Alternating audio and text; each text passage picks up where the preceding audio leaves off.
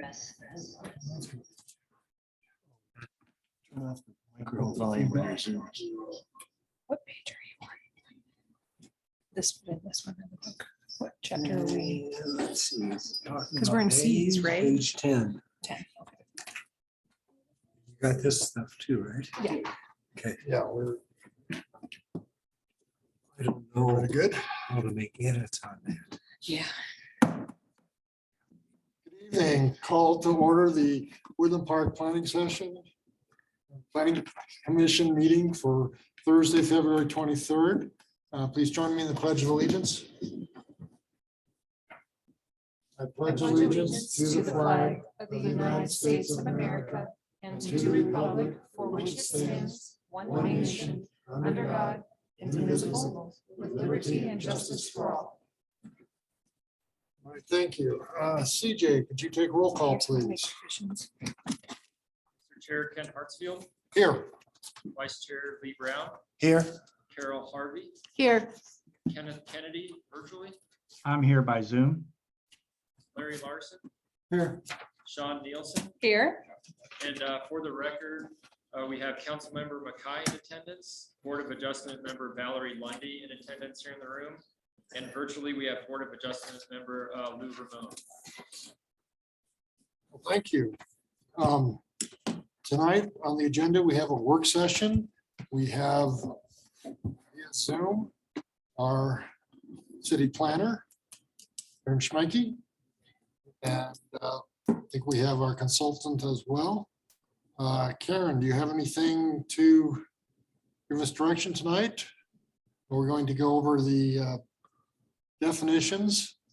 I think we got the cul-de-sac last time, so we continue on from there. Yes, thank you all very much for coming together this evening. My apologies that both Jen and I are remote tonight, so I appreciate your patience as we test the technology. And definitely hopeful that we can make some great progress here this evening. We would really, Jen and I talked about this, we'd really love to get through another 10 pages worth. I think that took us through the letter P, if I remember right. So I'm just very hopeful. Your feedback has been fabulous.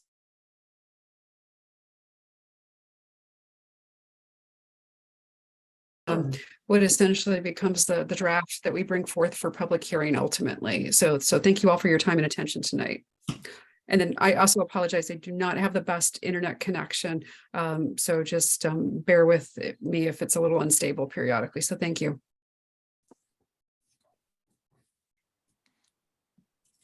Okay. Could we ask Karen a question? Please. You there, Karen? Karen, can you hear me? Yes, sir. We were just kind of discussing before the meeting about next week's city council work session, dealing with short-term rentals. And we were given inside information that it was a work session for the city council. But do you have any objections at all if we would attend to listen? None whatsoever. And I'm very grateful that you brought that up. Been out of the office for a day or two and my brain went into neutral. That actually was something that I wanted to bring up for you guys this evening. That yes, indeed, City Council, I believe they're scheduled for a work session at 5 p.m. next Thursday evening, March 2nd. And it is a City Council work session, but Planning Commission members are certainly welcome to be in the audience and listen to their dialogue and discussion. I've been as a staff member, very strongly pushing Michael Lawson, our city manager, that anything that comes back to Planning Commission, we need very clear policy direction as to what it is council wants to see. Otherwise, I worry a little bit that we end up repeating this cycle that we've just been through, where Planning Commission hears an ordinance and makes a recommendation and then goes through city council discussion and just potentially we're not, the community as a whole isn't able to come together and I guess agree on something that should be adopted. I'm that's what I'm doing at a staff level, is I've been pushing for very clear policy direction from city council. So hopefully they can get that to us next Thursday. So thank you. Okay, so did you have something for us, Karen, in direction? We got the comments list. I think you had that up on the screen for a moment. Yeah, similar to the last time, Jen is primarily going to lead our conversation. And in your packet, we had sent out, prior to the meeting, we had sent you a work product, which was a table that showed, hopefully brought you some comfort that we were accurately capturing your feedback from that last session, and that all of your comments that you've been making in Conveyo are ready and available.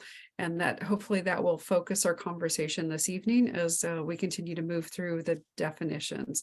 So with that, I didn't have anything else. Okay. Right.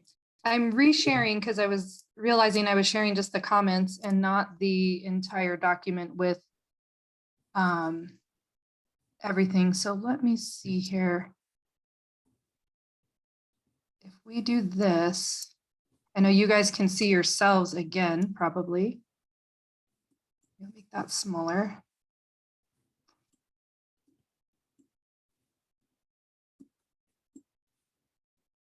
Can you all see if I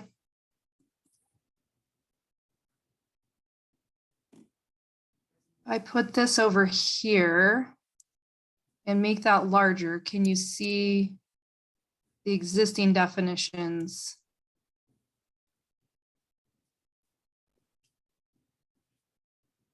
See them, whether we can read them is the question. Can read them clearly on Zoom. Well, The doesn't, suggestion last week that, or last time that we participate in the meeting by Zoom, even though we're sitting here, does seem to be helpful when compared to trying to doesn't read that. everybody have their book?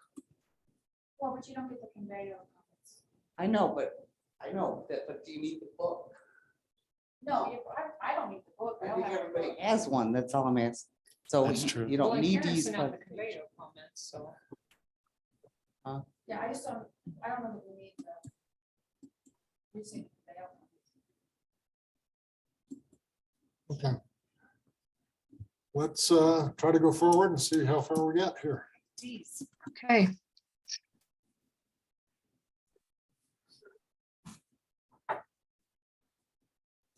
All right, so we are going to start on days. And you can see from the comments, we had, I think, 3 different comments on the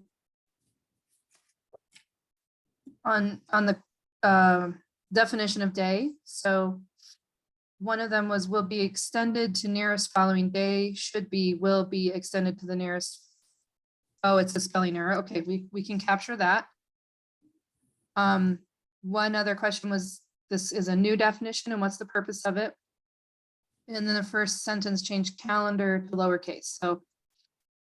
And then delete the reference note. So let's look at the definition. All of that sounds feasible to me. Are there any other comments or questions? What you have on the screen, does that reflect the comments that have been made to date? No, this is the definition as you guys saw it, that the comments. So it's the same thing we have in our book. Right. That's Mhm. right. Keep the right side. Yes, But thank you.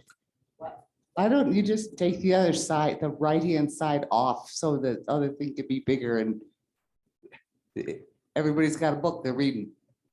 okay. I can do that. Here, I'm going to reshare then. I'm just going to share the comments. That'll actually be a little bit easier on my end. I'm dealing with a pretty small screen here. Okay, can you guys see that a little bit better? Can you blow it up some? Yes, absolutely.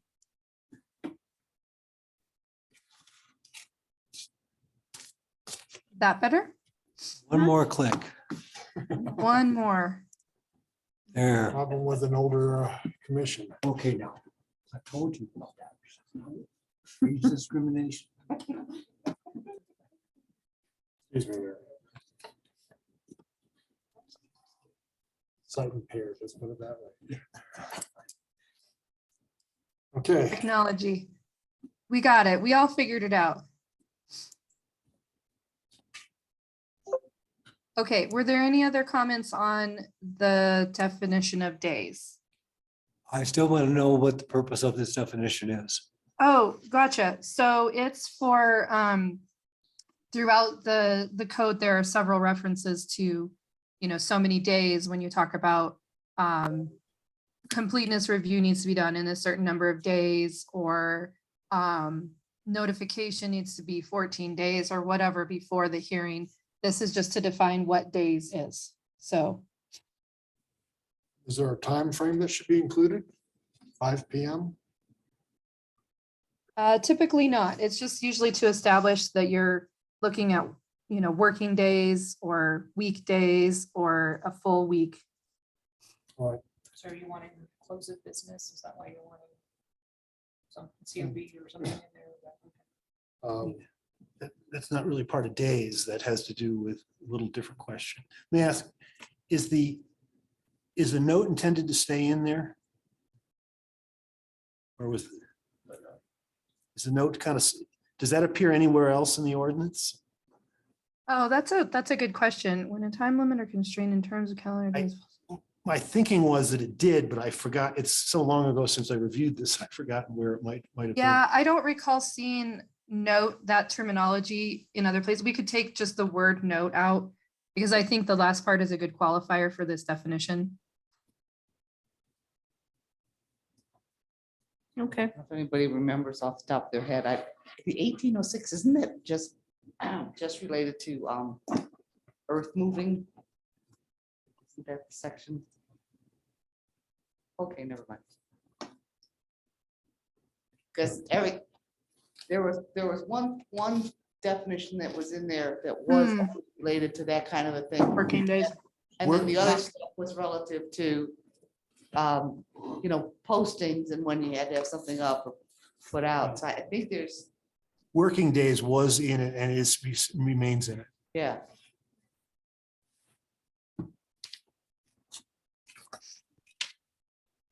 Well, we can double check that site if that's what you want us to do. Yeah, there is, Jen, you do have a definition for working days on page 40. Okay, So the note is not necessary. what I would recommend for this then is just to say, actually, I feel like the last part of this is more the definition. When a time limit or constraint in terms of calendar days falls, maybe we need to say just days is, days means calendar days. Yeah, days means calendar days when a time limit or constraint in terms of calendar days falls on a Saturday or Sunday, blah, blah, blah. So we could take out when used to establish time limits or constraints of actions. I guess we could leave that in. It doesn't, it actually helps. Okay.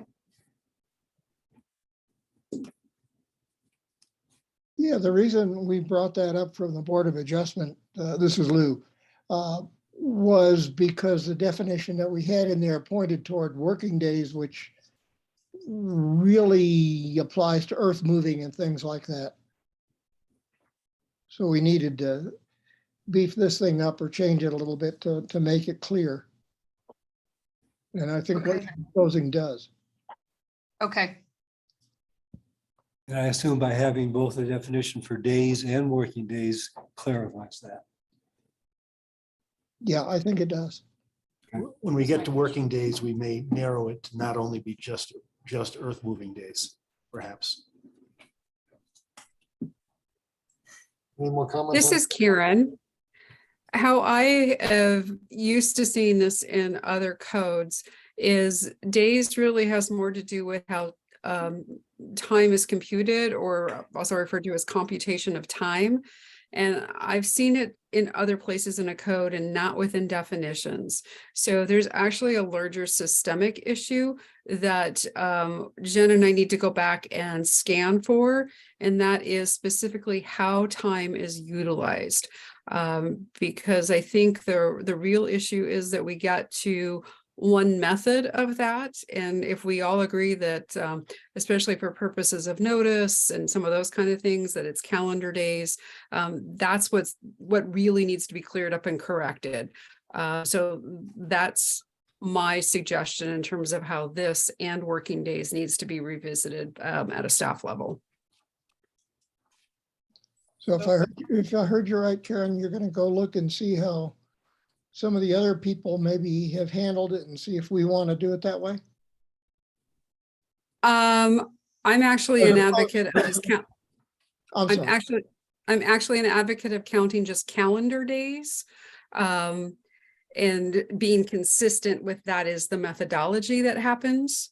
But like I said, we can double check that, and for all I know, we may prefer business days.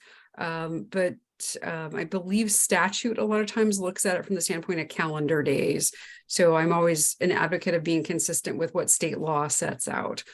So that's my suggestion around this. So Karen, this is Sean. Would it maybe help if we just listed it as calendar days and then left working days?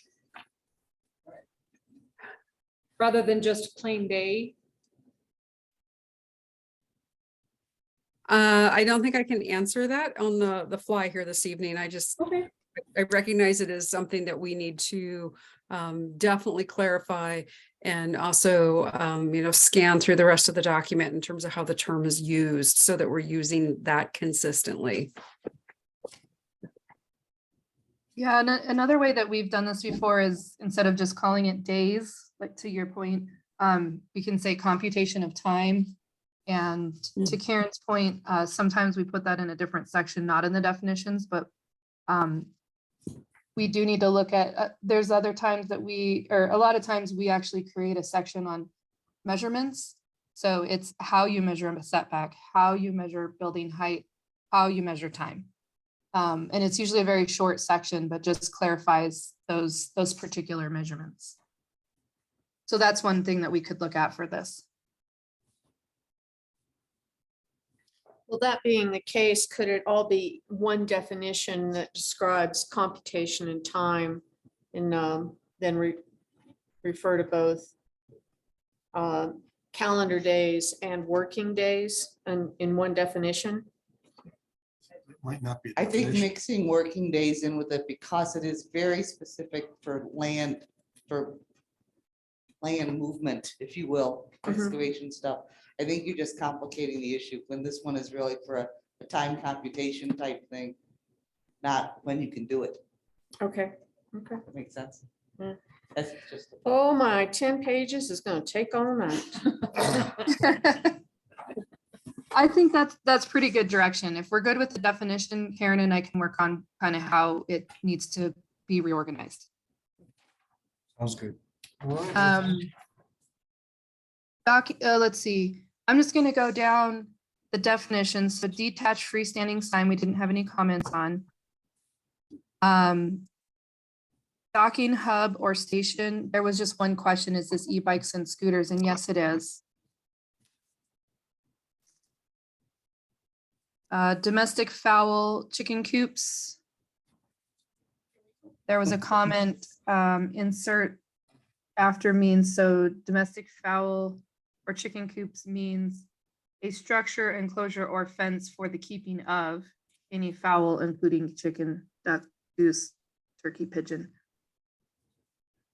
And then remove the last part. So we're kind of just reorganize the sentence. But I want to go back for 1 second to the docking hub or station. Mhm. Is that in there just in case the city decides to put some in there? We don't have any of those, right? Correct. Karen and I had, oh, go ahead. We have a charging station here in town. For e-bikes and scooters? No, That was the reason for the question. This thing is specific for micro mobility. Mhm. vehicle parking, and that's e-bikes and scooters, it's not cars. So, It's a placeholder. and we don't have any. It's just, But we could. Yeah, In anticipation of having someone, unless there's any objections, let's Okay. leave it in and move on. Yeah, I'd rather get in front of it. yep, that sounds good. And yes, it is in there because it's micro mobility and docking hubs have been added to the use table, so defining them as an optional, yeah, as a potential use for the future. Say, and you all may recall that when we were first launching this project, I gave you that list of jokes associated with how do you know when it's time to update your regulations. And this is a perfect example of where the world has changed and where it would be helpful to have definitions for things that were not even envisioned, 10, 15 years ago. So you're going to see, a few more of these kind of things as we continue through the definitions. We have a definition for this type of use for vehicles, not just scooters. So electric car charging stations. Yes. I don't believe we have a definition for them because they're typically a known, I don't know that they need to be defined, but we certainly can if we need to add that. It's only if it's referenced somewhere else in the code. If it's not now, we're back. to- Actually, I don't think it is quite yet because we didn't do, we put together a memo on some potential options to update your parking chapter. And one of the options is EV charging stations requirements, but It is used, if I mention, it is used in among the transportation parking uses. A docking hub or station is a conditional use in MFU and MHP, permitted use in SC. So then it's got some other ones. It's already in the So that's table. for micro mobility. Larry's comment was, what about Cars. car charging stations? Exactly, but It's not in the table. that, I don't see another one for that. no. Okay. What was that in the proposed That's use it. table? Yeah, the use table. Under infrastructure. all right. You guys ready to move on to the domestic fowl and chicken coops? Yes, please. So the comment was just to basically take that, the new part of that sentence, the end of that sentence, and move it to the beginning. So instead of meaning any fowl or chicken or duck, it's the enclosure that is fencing or in the structure that's enclosing the fowl, chicken, the fowl. I'll just say fowl, all the chicken is a fowl. When you look at the definition, the way it was modified, it says domestic fowl / chicken coops. And that's it. So it's talking about the actual structure. And that's why I brought that to our attention. I think that's a good catch and a good suggestion to make sure that the structure is referenced first and the inhabitants are second in that definition. So thank you for that. we have to include every kind of bird. Fowl, we can't just use fowl. Okay. Any other questions on that one? Seems pretty straightforward, and I do appreciate that Well, comment. no, well, Valerie did ask, do we have to name every? Oh, Chicken, duck, goose, turkey, pigeon, I mean, really? Or other fowl. Or other Or other fowl, fowl, yeah, yeah. so it's like, can we just say fowl? we could just say fowl, if that's okay, if that's the way you want to go, that's I don't fine. have a You problem. could, The ones we You- usually mean. Well, the definition already has the words means any fowl. Yeah. Including- and you can, however, when talking to lay folks, it's somewhat, It's a No pun turkey, it's intended. yeah, not- I'm sorry for the pun, but it is actually helpful to have some illustration within that definition. I would consider it helpful because not everyone understands the broader animal category in my experience. I would agree. Let's Sometimes leave it you need a as little Yeah. extra. modified. Okay. Dwelling or residence? Yeah, I just quite a question like this. I didn't find where it was used and I'm not sure why we want it. It's- It's because we talk about single family dwellings or multifamily dwellings, and so we always also define the word dwelling, just so you understand what that is. Yeah, but I'm. And this is a pretty Commercial standard. part. Elaine, if Yeah. you look on page 11, you'll see that all those definitions start out with the word dwelling or residence. So that, I think the purpose of that is to define what dwelling or residence means. I got that, but I don't understand dwelling or residence, commercial. It's still a dwelling or residence, whether, Oh, okay. you're on the next, Okay. you're on the next one. Okay, I get you. We're on page 11. Sorry about that. So are you saying remove residence and just do dwelling? I just say delete. commercial? I don't think, I don't know what, I'd say delete the whole thing. I'm not sure dwelling or residence, commercial. I see. That is actually a term that shows up in the current use table. And we actually made reference to that in a public hearing within the past, I think maybe a month ago, 2 months at the most. That it's nothing I have seen before, and it's an interesting way to allow somebody to develop a home or duplex within the commercial zone districts. You know, at a broad kind of purist thought process, being able to develop a home or duplex in a commercial zone seems contrary to what the intent of the commercial zone is or should be. So it's one of those interesting nuances here in Woodland Park. Is that used in this document anywhere? In the use matrix, Okay, I see. use table. Would that be page 4? In the new use table? I don't have that in front of me. Yeah, Um, I don't see dwelling residential commercial. I see dwelling commercial and dwelling I only see dwelling commercial. Would that be a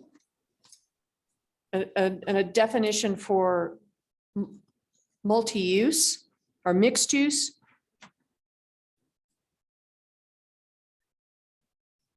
No, because I really, the way I read it now in the current code is this is a way for somebody who has an existing lot that's been platted in a couple of the commercial zones to be able to say, hey, I want to put a house here. This isn't viable for me to put a business here. I want a house. And in some of those zone districts, if I recall, it's permitted conditionally. So they go through what we call a change in use process to be able to get permission to construct a house in a commercial zone district. Okay. Karen, my Yeah. question is answered just by finding it there. I'm not sure I agree with the whole concept, but but Carol found the spot where it's used, so I'm happy. Okay. Thank you. On page 4, this is the new table, the new tables. Chapter 4, I'm sorry. It has it as a PC permitted conditionally in neighborhood commercial, community commercial, and CBD. So I'm not sure what those conditions will be, but there must be somewhere else indicated. But you brought up an interesting point. Karen, can you help us? How does mixed use fit in this?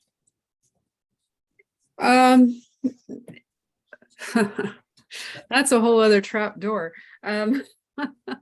Mixed use is, I'm not even sure if we have a clean definition of mixed use, but within the Woodland Station overlay district, that's where it talks specifically about residential dwelling units being permitted only on the upper floors of a mixed-use building. So if you've got residential upper floors, it's more likely a commercial retail kind of use on the ground floor, or sometimes also within the upper floors. I think you make a good point. I think maybe we should have a definition for mixed use. If we don't, yes, I absolutely would You know, advocate for one. That was actually one of the few edits I made, is that we don't have a definition. It's addressed in the comp plan, and then it's addressed in the Woodland Station overlay, but if it's in the Woodland Station overlay, we should have a definition. And to that end, I would say also horizontal mixed use, since that's a term that's been bantied around. And it also appears in the comp plan, if I remember right. We do have a reference to horizontal. I thought it was only vertical. No, in the comp plan, I believe it also talks, there's also a mention of horizontal. Not in the downtown where the Woodland Station overlay is, but there's 3 other outlying areas from that future land use map. They're labeled A, B, and C. If I had my paper book, I could flip to the page, but I don't, so. Okay. In other words, we need to have a definition somewhere.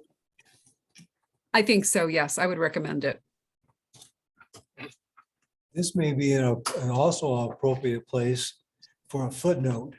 When we talk about dwelling or residence commercial, we can refer back to the use table that talks about the various uses in the various commercial districts. Or maybe the way it's really written right now would suffice. Never mind. Well, looking at the use table, I'm a little confused by the difference between a single family dwelling and a dwelling commercial that has 1 unit. We'll get to that here real soon. Okay, Well, and the other way to kind of address all this is, having a term dwelling or residence, commercial, is really not helpful, because it's either a single family dwelling, or it's a duplex, or it's multifamily housing. It's one of those other categories. So within the use table, the question is it permitted, prohibited, a conditional use permit, or permitted conditionally in one of those zone districts? So there's potentially a better way to set this up. We've been leaning towards having clear standards. So being able to do a single family home or a duplex within one of these commercial zones probably should still be permitted conditionally, but have that requirement that it be on an existing platted lot be one of the potential conditions that has to be met as a part of potentially being able to establish that. Is it possible, Karen, for you to make a note, you or Jen, that gets revisited when we go back and we do the use table stuff, rather than try to do that here in the definition time? Absolutely. And I see Jen typing away at the moment. So, yeah.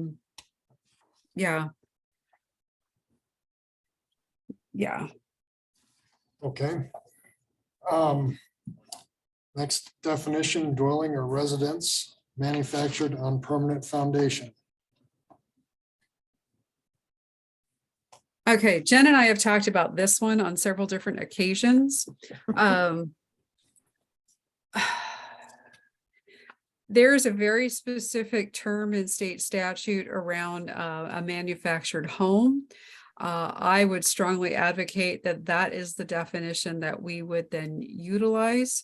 This, as it's worded in here, is kind of an interesting, weird little hybrid thing that I consider problematic. Nina could potentially elaborate further from a legal perspective, But what I was always taught is with that state definition and how the law is set up is manufactured housing needs to be treated the same as regular housing in terms of citing it, provided it meets some design criteria. And it's those design criteria that are key, and that's where you get into the permanent perimeter foundation, pitched roof, siding, or other cosmetically similar materials around the exterior. So the whole point is, at the end of the day, it looks like a house and blends in like a house. And I believe it was the early 2000s when the state made these kind of changes to state statute around the definition. And it's been within easily the last 5 years where we've seen factory built housing take on a whole new life or perspective or way things are done. Because there's panels that are built, it's just a whole other variety of construction techniques that happen off-site, and they bring the components in and assemble them. And the state definition does also reference back to the HUD building code, and that date being key. So hopefully that made some sense, since I was a little Yeah. all over the place. My comment about the Teller County Code is because when you take the, whatever you want to call it, the manufactured what thing, you still have to meet all the standards in the Teller County Code to pass and get it okay. You know, it has to have certain, it's got certain things on the fixes to wind limits, all that stuff's in the Pikes Peak, whatever. It has to meet the Building local code. design criteria. Right. Yes, It's all in there. but the code is enforced by HUD inspectors. No, I'm not talking about HUD. I'm talking about when you take the building and it's delivered here and then it's attached to a permanent foundation. There's specific things within the Pikes Peak Code book that we have to use that gives the wind limits with the attachment. They give all that stuff. It's all specifically listed. So it's not just ours. That's my only point. It's not, yes, the states define the standards for the building itself. It's not define the standards for, I don't think. The loading conditions, yes, are Loading, defined by yeah, local that- jurisdiction. Right. So in this case, In this Woodland case, Park it's in not. conjunction with the regional building Right, department. yeah, Is it for because it's building not code? our building, it's not our Right. codes. There's a It's, table in chapter 1 that defines the loads for the local conditions. yeah. That's all where I was going, Ken. I don't- Okay, I'm sorry, but it's not the county. The county doesn't have any jurisdiction Oh, within yeah, the city. Pikes Peak, whatever, it's a peak something. Yep. It's actually it's a Woodland Parks nonprofit. agreement with regional building department. Are you referring to the Pikes Peak Regional Building? That one. Yes. Okay. Yep. I didn't remember the whole name off the top of my head, sorry. Anyway, but just depending on what you're doing, it's something, I don't think you should just have the housing board and our municipal code reference in there if you're gonna have it in there. That's all. And Valerie, you'll probably remember too, the Tamarack Small Village Project. Very well, thank you. Maybe. Stop it, you guys. Anyway, I think that after that project went through the maze it went through, we did make some other definition changes, and some of those changes could have reflected some of our reactions to what was happening there in this definition. I couldn't tell you which ones they were, but I'm just thinking there was some changes No, occurring. in terms of this definition, I don't think there's really any, This definition came before that? well, not written out in all these words, but yeah, basically. Okay. But the big thing was the load limit stuff. But that is in the other book. That's the only reason I was saying it. So I noticed in the middle of the definition, it says either temporary or permanent locations. And if we're putting it on a permanent foundation, how It can't be temporary is that? temporary, right? You see that? Karen, Jed, Oh, yeah, no, it's, Yes. so Jen and I have talked about this. It's a very weird hybrid, and I understand that, yeah, the prior director did provide some guidance around this and was really advocating for this. And so Larry, I agree with you that I do think the Tamarack Village Home Project did influence what you see here. And granted, I wasn't here during that time period, but that's just, I agree with that assessment. But we've got this on our list in terms of we need to bring you back something that's I think more consistent with state statute and industry practices around how manufactured housing gets installed. And one of those interesting statistics actually is that even if it's on a temporary set, in a mobile home park, a lot of times those homes stay in those locations for the life of the home. So they're not as mobile as people think sometimes. Karen, this is Lou. A lot of money.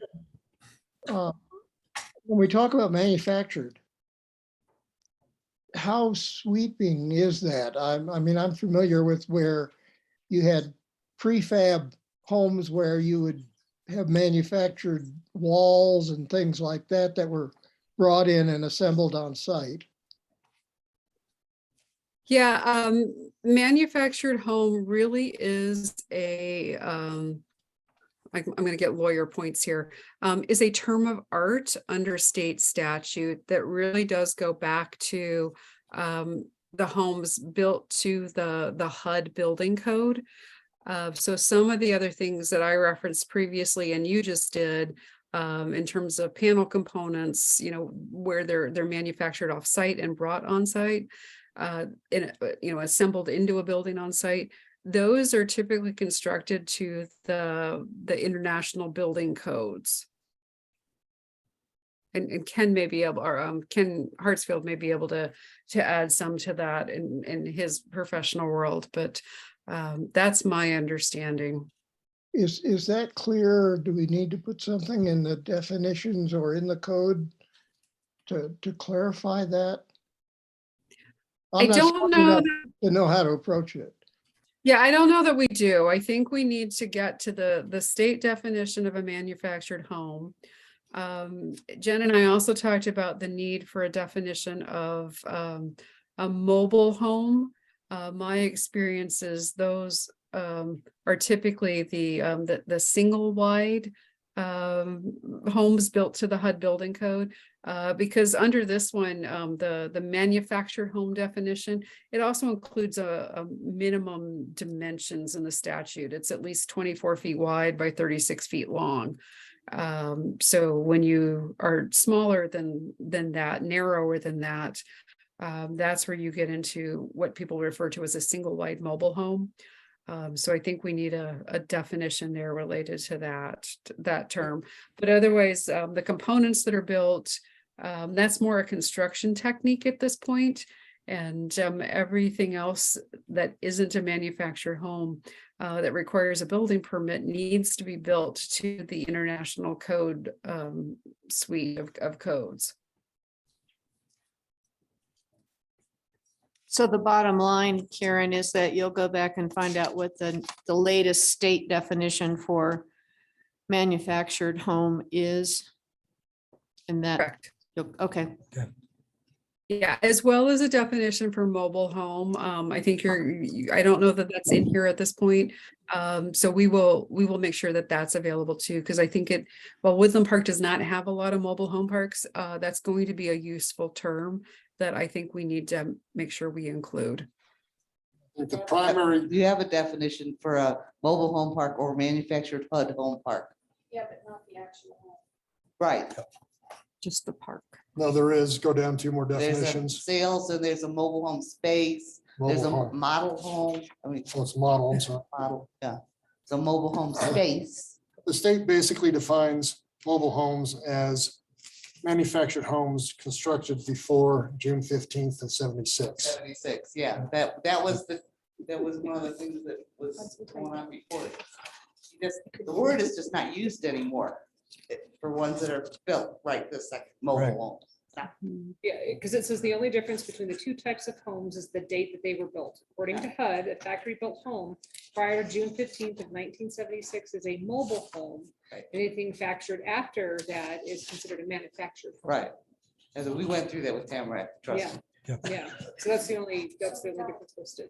don't really need a definition for mobile home. Oh, yes, we do. We should have one, yes. Yes. We Because have we mobile still home have 'em. parks. We have and mobile homes. Isn't that covered kind of in this?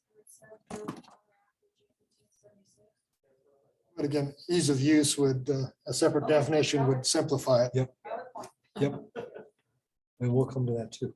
Yeah, it also says a mobile home is a prefabricated structure built in a factory or on a permanent attachment before being transported to the site. That's what's considered a mobile home.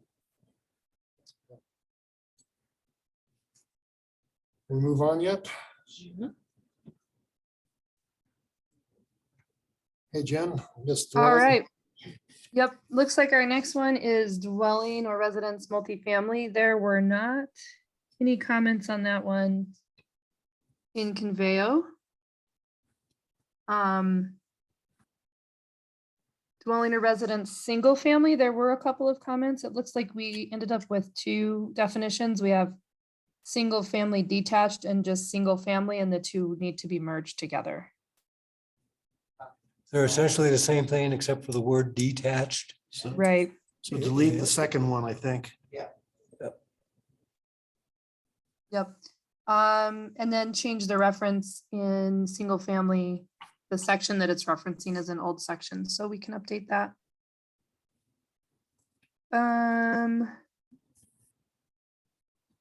Strike single and replace with two twice. Let's go back up to Lee's comment. Yeah. Change to 4.03.01. That's just it says, the old one just referenced an ADU definition with the old reference. This is just a new ADU definition. Is that? 4.03.01 is just says what an ADU is and its requirements. Chapter 4 of the code. Of the new Yeah, Unified it's- Development Code. Okay, that's what was confusing. 18 is the old reference. The new document needs a new reference. Okay, That's all. I think we need to be consistent because I've been using the old code whenever it reference things instead of the new. Because sometimes the definition would appear under the old, but wouldn't be brought forward. Well, they all got to reference the new one to some point. As we note them along the way, it increases the chance that we'll have a smaller number of bad references when we get to our next full draft. I will change my mode of operation. And if I can't, I'll bring it to everybody's attention. Okay, never mind. All right. The next one is single family attached duplex. Let's see, there was a comment to strike single and replace with two twice. So rather than single family, I think then comment, and Larry, I believe this was your comment, was to change it to two family attached Correct, duplex. yes, Okay, because you can't have two dwellings in, and have them attached, a single family cannot be an attached duplex. And Lee puts it very clearly when it says that's an odd term further on. So, yeah, again, I think we're just trying to define the duplex, not the single family. May I make Yes, a, please. so would, just for ease of use again, would it just be easier to just remove single family attached duplex and just have it say means a building designed as a single structure containing two separate living units?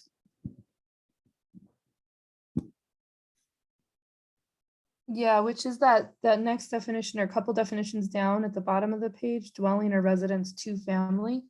I believe these two are saying the same thing.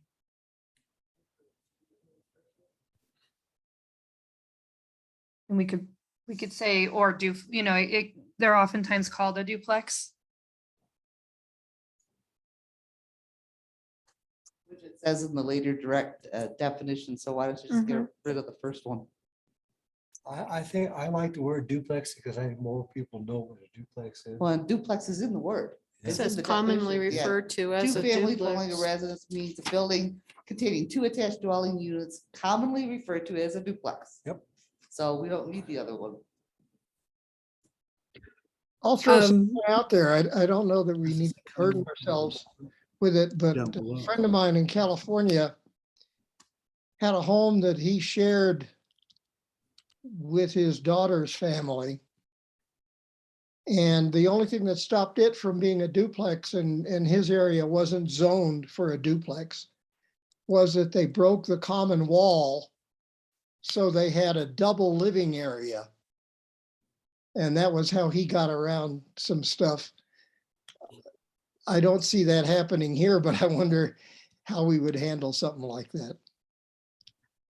What I was gonna suggest is, yeah, the current definition of dwelling or residence, comma, two-family is fairly comprehensive, but I think the part that should be included in there, and I don't know where exactly, is from the proposed definition, containing two separate living units, each of which is designed to be occupied as a separate permanent residence for, yeah, just to somehow make that distinction that, yeah, they don't share a common living space. Can we just merge those two together? Yeah, and I think that's the direction that Jen and I have at the moment from y'all is, yeah, the current definition is pretty darn good. But we just need to extract a little bit from the proposed definition to kind of just plus that out to better articulate the two attached independent dwelling units.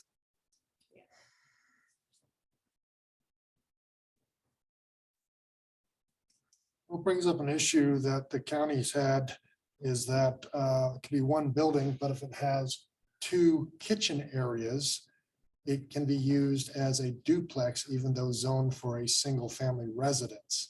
So do we have any restrictions for number of kitchens?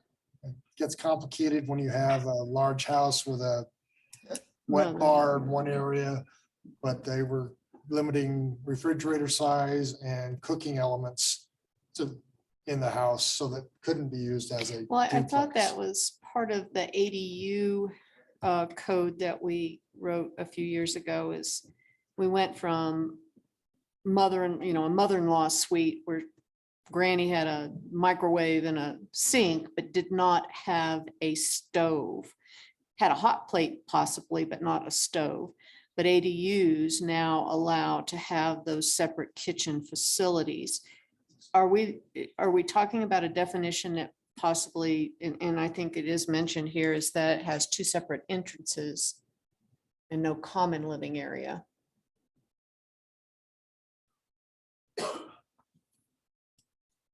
I don't know. That clarifies it. That'd be a duplex.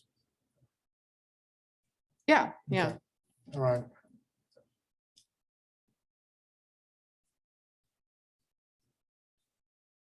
Maybe it comes back down to the definition for kitchen. I don't know if we have that. We have reference to kitchen. Yeah, I don't think we have kitchen in here. I don't You're recall not- seeing it. You're not allowed to talk about K yet. We're not there. Yeah, We got a few hours. well, I think this provides, this provides some good guidance. I think we're gonna blend together the duplex and two-family definitions, and really the key is the two separate living units that are in a single structure.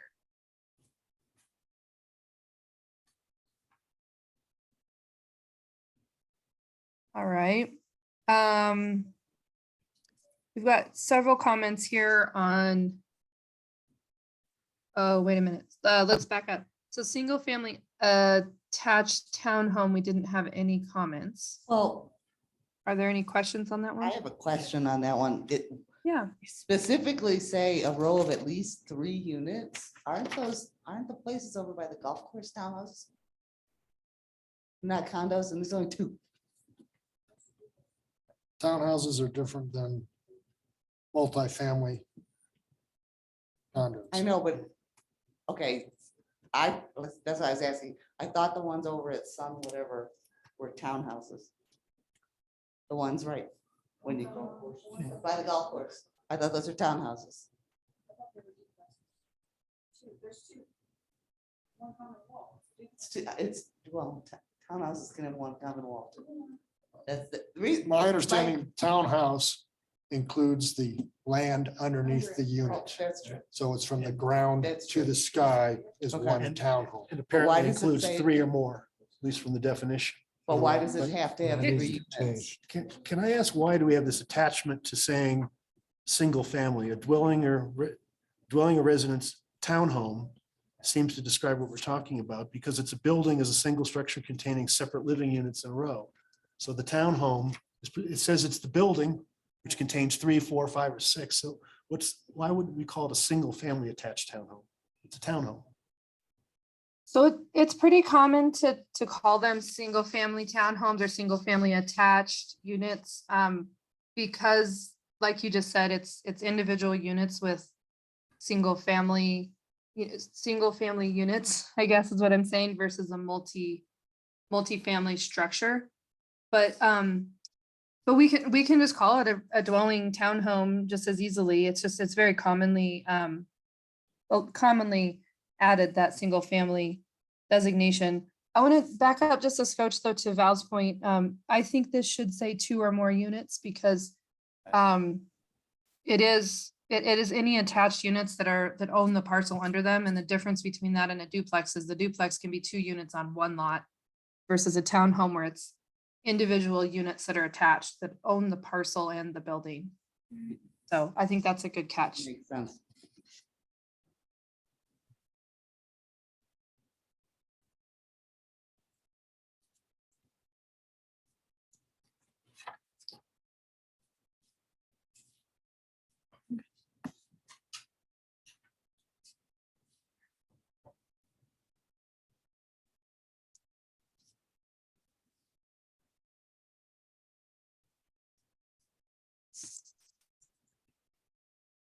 Like somebody's suggestion about this. To have that title changed to dwelling or residence, comma, townhomes, and get rid of single family. I'd agree. Okay.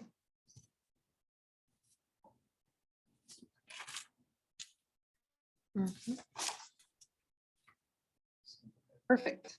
All right. Where are we at? Dwelling or residence, single family attached, or detached? So now detached, which we already talked about with single family. We're gonna omit that one. It takes us to dwelling, residence, 2 family. We already talked about Duplex, that we one. talked about combining that. Yep. Look at us moving right along. Well, you So I said it guess out we're- loud. Page 12, dwelling unit. So before we get into dwelling unit, there were a couple of new definitions I just want to highlight that were in the notes. Somebody had asked if we wanted to add a definition for patio or garden home as a dwelling type. And then there were 2 references to mobile home, which we already discussed. So we will Right. definitely be bringing back in. mobile home. Patio and garden, in my mind, just references the lower level, whether it's a walkout condition or a versus- half basement. I don't think that's necessary for planning purposes. Yeah, do we really need that? I kind of agree. But do we, on the other hand, need something that talks about 0 lot line?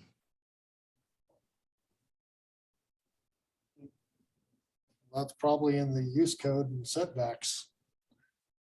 Yeah, not a definition. I remember, I don't think it was planning commission.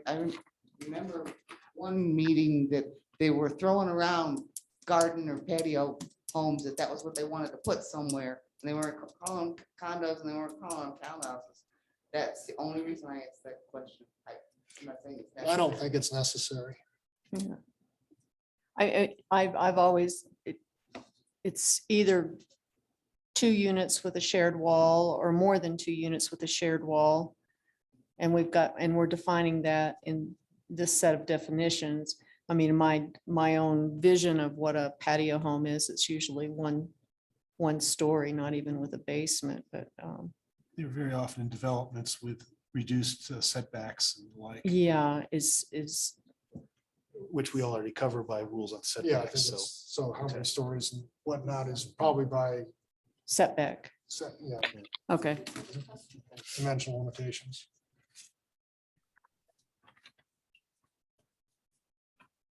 I guess dwelling unit, I think we're on that. Yeah, one question, all our definitions, we just did dwelling or residence all refer to separate to living units. Here we're defining a dwelling unit. Are they intended to be the same thing? The living unit in the last several definitions and dwelling unit here? That is a fabulous question. So a dwelling unit, let me see if I can get this right. I usually think of them differently. So, or maybe we need to actually use the term dwelling unit instead of living unit. Because a dwelling unit is a unit, like it says here, it's just a unit of rooms arranged for one family. And typically it includes the bathrooms, kitchens, living space as part of the definition, like this one does. So that's a really good point. Maybe up above, we need to change all of these to dwelling unit. Because that's really what they're saying. So yes, they are interchangeable. I take that back there. I agree with Lee, leave the, or eliminate the living unit. That's confusing. Yes, let's do that.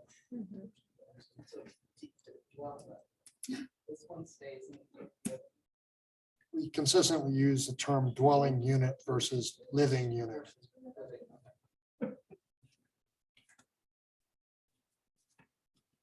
Dwelling unit. Accessory. And why? This one, when we have ADU at the beginning of the A's. If you go back to the very beginning of this thing, the very first entry is, or second entry, accessory dwelling unit. There's a whole definition there. So I don't know why we need one for dwelling unit accessory too. Well, if anything, we need one for dwelling unit. And then, well, accessory dwelling is a separate type of, Well, but we got No, two I understand, Larry, definitions. you've got it in there twice. That's all I'm saying. It's not two definitions. It's one definition at the beginning and here's a cross-reference in case you're looking for it under dwelling. Which, For ease of if it's use, for ease of that's- use, if it's, it doesn't, it could be useful. Not too many lines. So.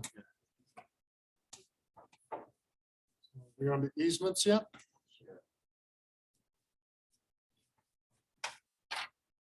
Yep, we can go to easement, and there weren't any comments on easement.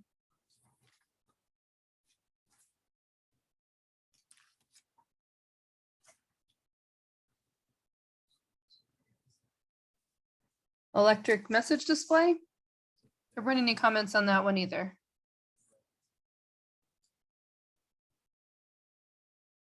Assuming the sign ordinance takes care of that in more detail.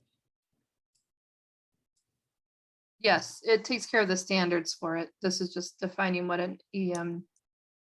EMD is. Yep. and if I remember right, we all took an oath that we wouldn't do anything about signs For now. for now. Energy dissipator there were no comments on that one. And I'm gonna double check where that is in the code. It's an interesting term. Engineering specifications, there were no comments on that one. There were no comments on entertainment facility. And there were no comments on equipment and vehicle sales heavy.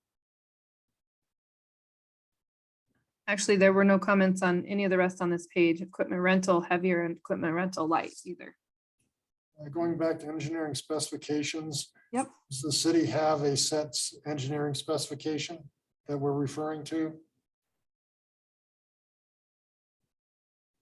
There's one for easements and right of ways.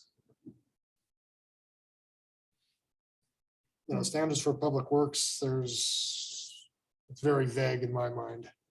While the reference information should be very specific, is it the city adopted standard specifications or engineering specifications?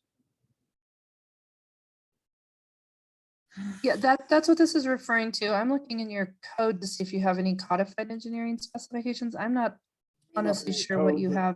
Public Works may have a. complete A design booklet. manual? We do. Okay.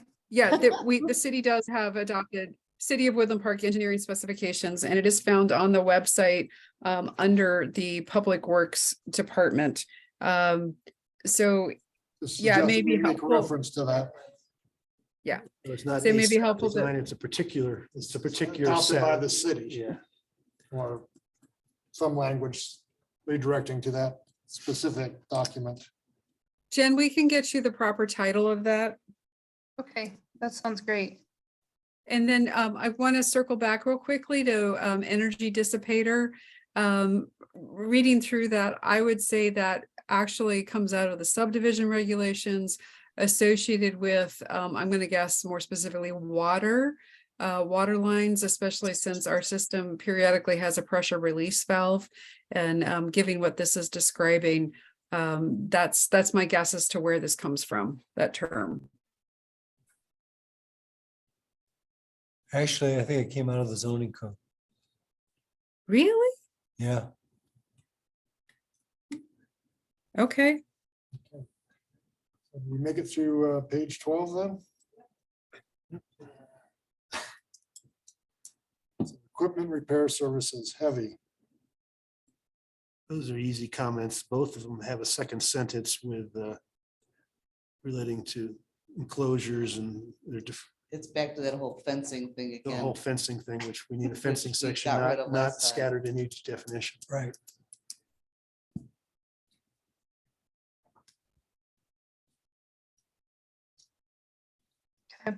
So we're good on those. We just need to remove the outdoor storage like we talked about last time. Okay. You guys are going so fast, I almost couldn't keep up there for a second.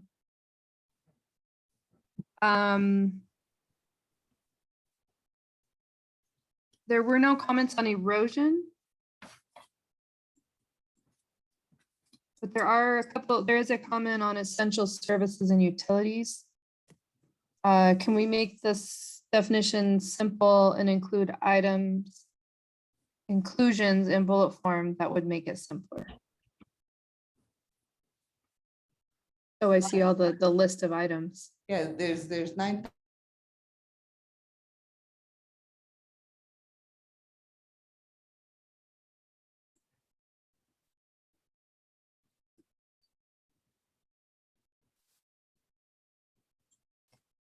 I think later on, we also talk about utility facilities or utility improvements. Let's see if I can find it real quick. Except for the insertion of the word and utilities. Apparently, we've lived with it for several decades without needing to clarify it. I found it. Well, I can't find it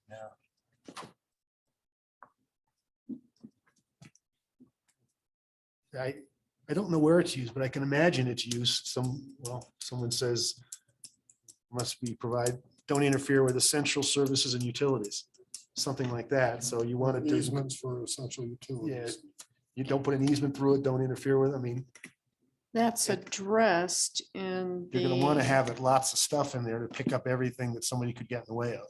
yeah, but it goes back to the specification manuals that are listed under Public Works, and that includes a drainage criteria manual and an engineering specifications manual. And I know in the drainage criteria manual, it does address conduits and those kinds of things. I don't know if this could be simplified by just referencing the resources that Public Works already specifies. I'm not sure where in the code itself that is an issue, essential services and utilities. It shows up in the use table. Oh, okay.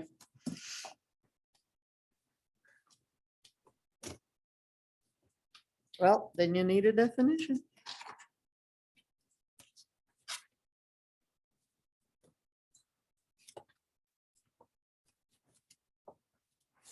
All right, you guys cut out for just a second there. Did you say you did want to remove all of the references or put them in a different type of list?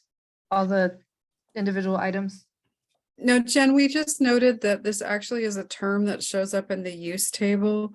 And that's where we left off. My next thought, though, is we may need to visit or revisit like where it is in the use table and exactly what it is we're trying to get to. Okay,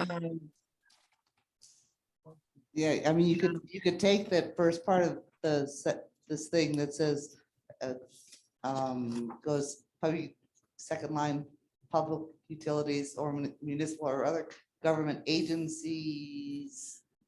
And then go jump down to the bottom with the connection, reasonably necessary for public health and safety or general welfare, but not including buildings. And if you wanted to add a sub list that was tabular or just some that was easier to see, you just lose it. It's not something that's gonna jump out at somebody with it being that long. Yeah. I don't know. The good news is this doesn't come up often. I can tell you that. Okay, it's used to cover everything, all the utilities and everything else that the city might want to put someplace, and it's in the use table, so that in every zone. I say we leave it as proposed and move on. Yeah. Events. there were no comments on events. They're not listed here.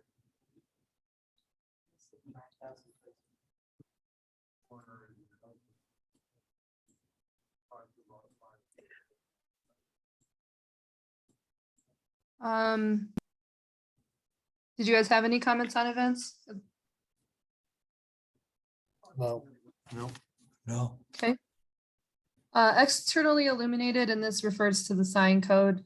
There were no comments on that. So if a sign had neon, is that internally or externally illuminated? It's internally illuminated. Neon's internally, Yes. even though it's applied to the face. Yes, so externally illuminated is when you have a light source shining down onto the sign. We have a definition for internally illuminated. Okay, come on. Thank you.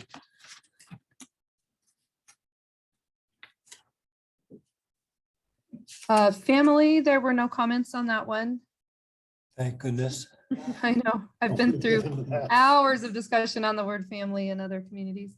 But family childcare home, there were a couple of comments. So this definition should be divided into two definitions, one for small and one for large, and I agree. The small being not more than 6 children and large being not more than 12, so we will update that. This is the That one, was- Jen, I Yeah, thought I thought there was something that was 8, but well, and I thought I sent you the city's updated ordinance on that. I apologize if I did not, but you may recall that the state made some changes. And so Yes. it was literally right about 1 year ago. One of the first things I handled at Woodland Park was updating that part of our regulations.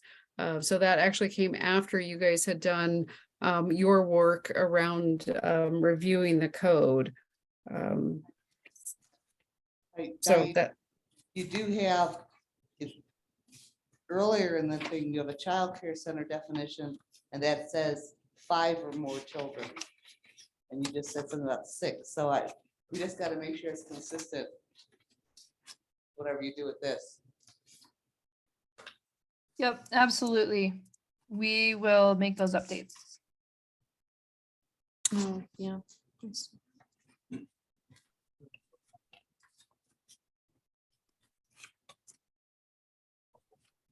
14.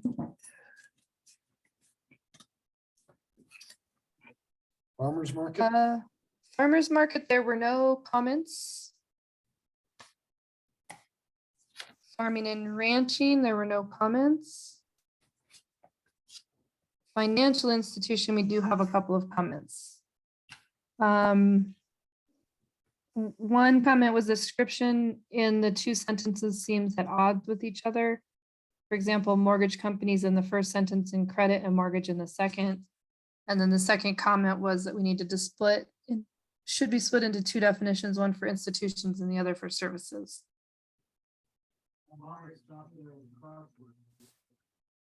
Yeah, I wrote that comment.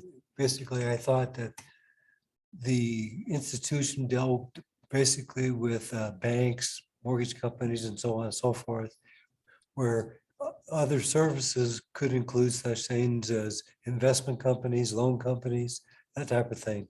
So I thought that should be two separate definitions.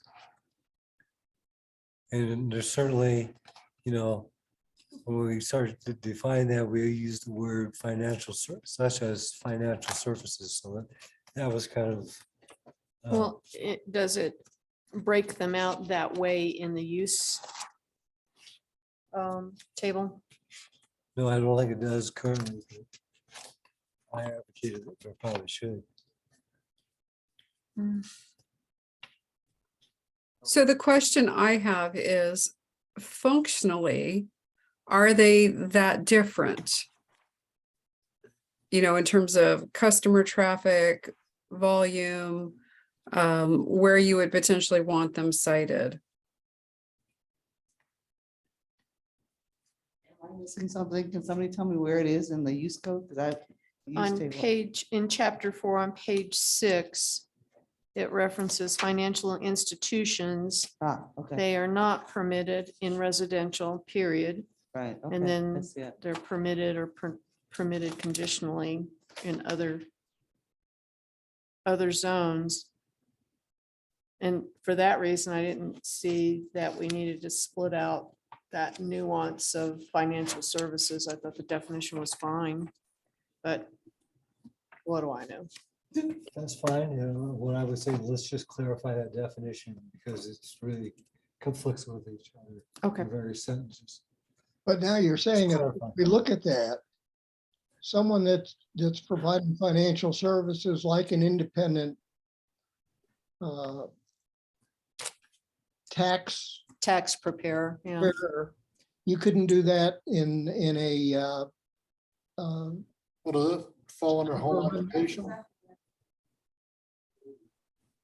Okay, well, isn't the purpose of the definition to separate out things which are financial institutions, which things we're going to call offices instead? Well, offices and financial institutions appear in the use table, all of them with Ps in the commercial districts. Offices, PPPPP, financial institutions, PPPPP. So we separated them into two categories so that we can have the same use requirement. But it doesn't read, it doesn't read that way. I mean, only because it said on the financial institution, you got banks, brokerage, mortgage, credit bureaus, other financial services. And it says, this use does not include financial services that typically occur in an office or storefront, such as investment companies, loan companies, credit and mortgage, insurance services. It's like they're at odds with each other. Yeah, but I'm saying, but Sentences. they create the distinction, but then the use table has the same PPP in all the commercial districts for each of them. So it separates what's them the for point? no reason, Right. at least it's ascertainable.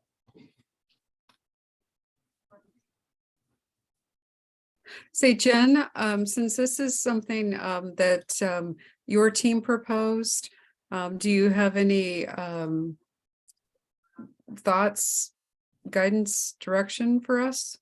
Yeah, we definitely split them up because they are different uses. But I do see that we have them all as the same. They're permitted the same across the board in your commercial districts. So the only other thing that we would do separately on these is financial institutions sometimes have if we're including, yeah, they sometimes have drive-throughs and things that your general office facilities wouldn't. So in the standards, when we look at the use standards, that would be the one, probably the one place that we would have a differentiation between the two.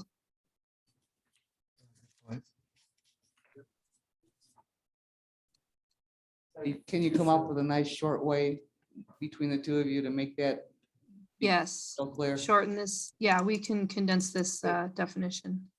Or it may well be there's a category of drive-in businesses. We have several, but I'm not sure it's generic, covers all drive-in businesses. As you've got drive-in Restaurants, restaurants. drive-in liquor stores, we've got specific ones, but not. It always bothers We me. may need a driving financial institution here. I think that'd be dangerous to combine just all drive-through uses together because you're stacking distances for cars for financial institutions. And if that's fine, if we mean bank drive-throughs, that's a distinction which I can see makes a difference, and maybe some Yep. more limited commercial districts, maybe not appropriate. Well, maybe that's the difference between a financial institution and financial service, is that a financial institution may have drive-through facilities. It seems like we get into splitting hairs between institution and services.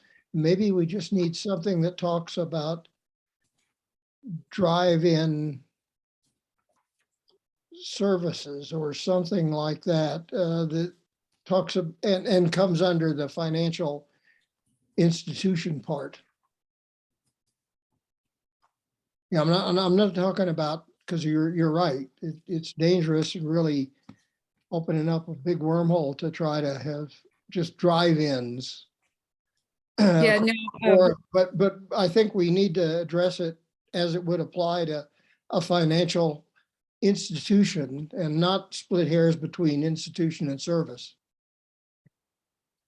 I would, I'm sorry, I- how about if you keep the first sentence and then with the second one says this use does not include financial services that typically occur in an office or storefront, period. Get rid of the rest of the list.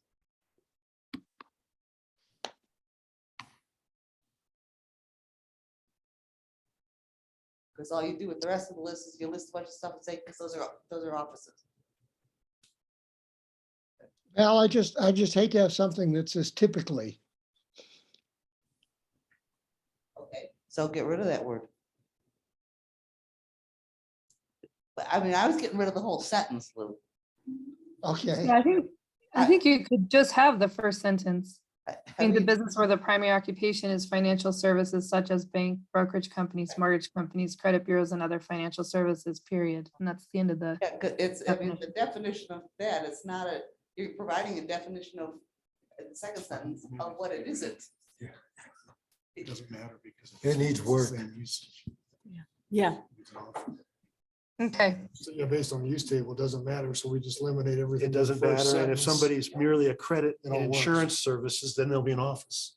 Or a financial, or maybe they'll be financial. Or depends there what may you be a call it. drive-through liquor store. Well, Oh, boy, I can't Those are wait for that one. financial, but they're gonna finance your beer. one of the definitions online says that it's maintaining a relationship with the institution. Meaning you, like a bank, I'd have to keep coming back. I'd have to keep, there's a relationship between the two of us that I'm maintaining. I think just the elimination of the exclusionary sentence, Yeah. just ended at financial services. That's fine. Okay.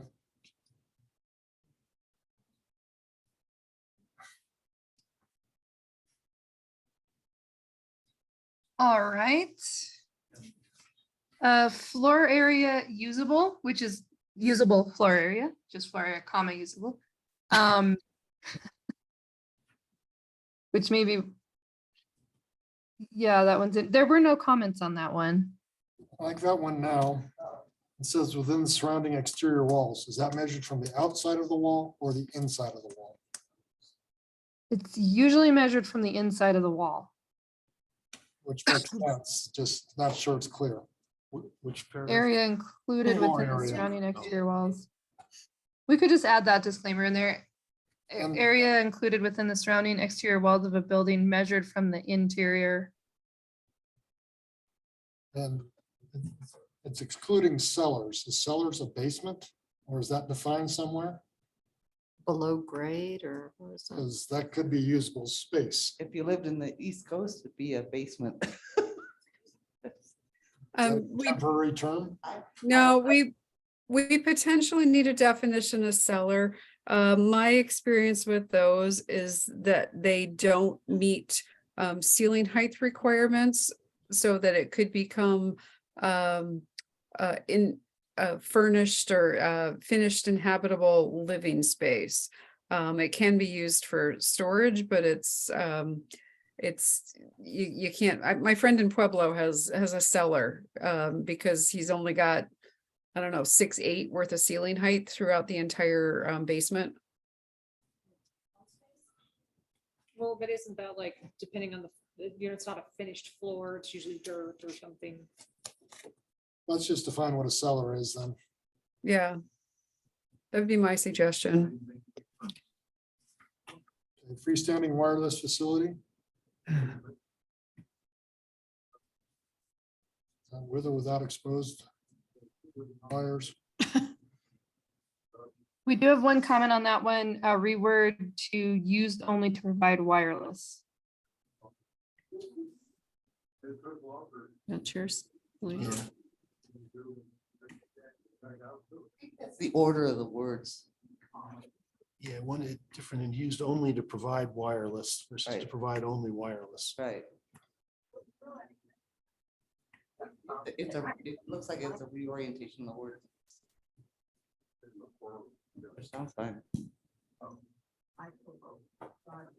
Are you, I'm not gonna argue, it has to do with things too. Can there be a sign, if it's used as other things, for sign display, is it for flag displays, or for other kind of things? If it, one thing it's used to provide, it's used to provide wireless, but you could use it for other things, as opposed to used only to provide wireless. Yeah. That's the difference. And I don't really think we want towers up necessarily as big flagpoles or as signs or whatever else you might put them up for. Good point. so you're saying leave that, I'd say it's to used only to provide wireless telecommunication services. only. Okay, gotcha. Gotcha.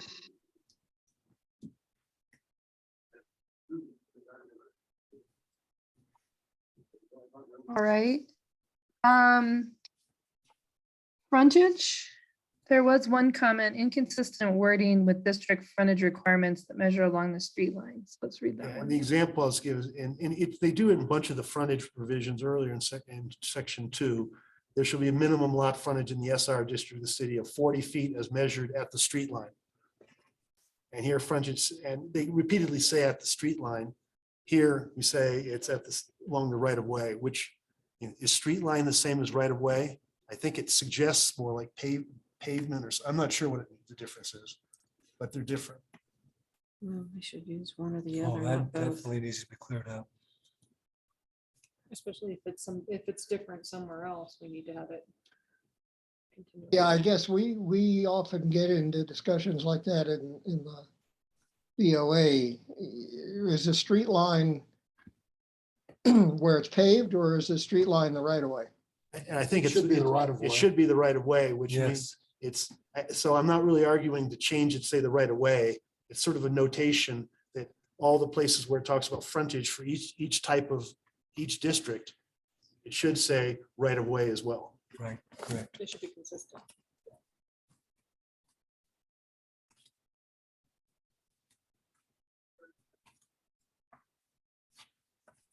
All right.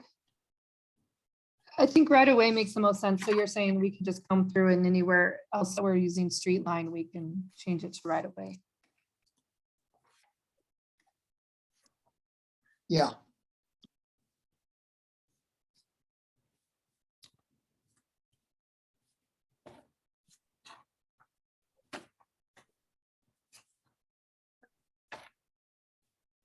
Okay. Fuel, accessory retail sales. There were no comments.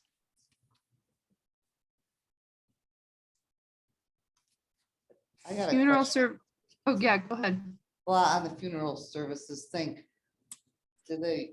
I mean, I grew up in Colorado. Do they really do autopsies here in a funeral parlor? Mhm. The only place I've ever known they would be done is like a coroner's office. They didn't do them in. Just, it's a question. I know the coroner offices for the county do not have autopsy facilities within that office. they don't. And then my experience, Val, is in some of these very small rural Colorado counties, the local funeral director or mortician is the coroner. And like Ken said, you don't have those type of facilities in a county building, so chances are things are potentially occurring, in the Okay. the funeral home. Okay. The only thing I would suggest here on this thing though is, I understand that now, but when you say funeral services means funeral parlors, mortuaries, and funeral services, I mean, you mean the ceremony, right? You don't mean services, because funeral services, like, It's defining itself. yeah, That's a good point. Yeah, it means funeral parlors, mortuaries. And places, it's like a, And other places which provide funeral services. right. it's- yeah, It says Yeah. funeral services, but we mean the Except place for- for the because facility. Services is meaning two different things Oh. with this, because you got services in the What you definition. really got is the definition should be funeral services facility. Yeah. Yes. Yes. There you go. Very good.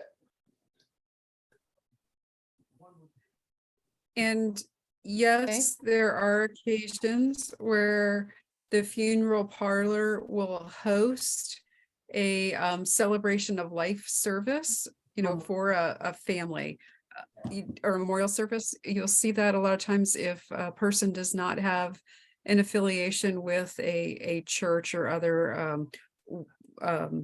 religious organization. So there are times when the funeral home provides that. Right, that's right. I think Lee's right, just do funeral services, comma, facility. Funeral services facilities. I find it interesting that the definition specifically excludes crematory torts. So Um, where can that happen? Yeah, that's a separate Is it? definition. Okay, yes. That was the next to last definition we did last time. Last time.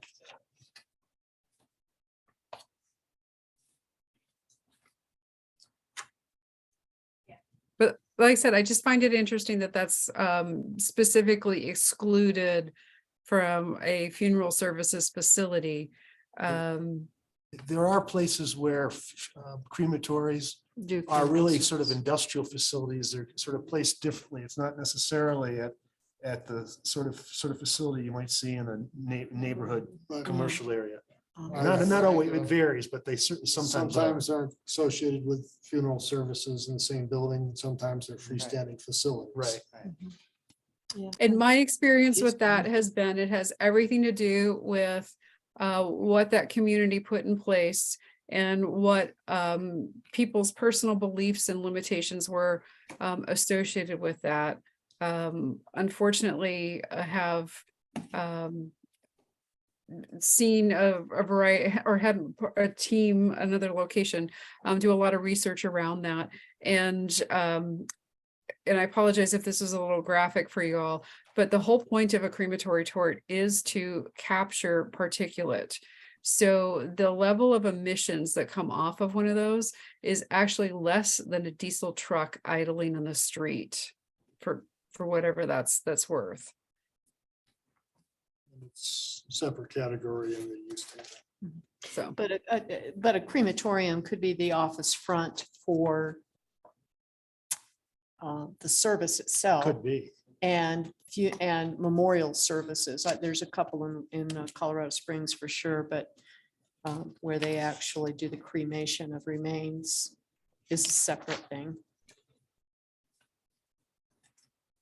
Does the Funeral service facility needs to be licensed with states. Probably so. So, Well, you may, the process, the handling of the corpse with the, processing. And so that's somebody is licensed. The building itself, I don't know. but I a think facility- that the embalmer has has to Yeah, have he a has a license. license. It's a But funeral personal service is thing. going to be in a church and that surely is not subject to a license. Okay. Well, now, just recently in the state, they approved composting. Oh, okay. Welcome to Norway. The use that's what they table do. allows crematories and funeral services in the same jurisdictions. I was looking for, where is that? Which section? Page 6. Section, chapter 4, funeral. Well, like Lou made a point. Should we have a placeholder for? I don't know. I don't know what the new state law is with relevant to composting Crematories your in the loved same one. section.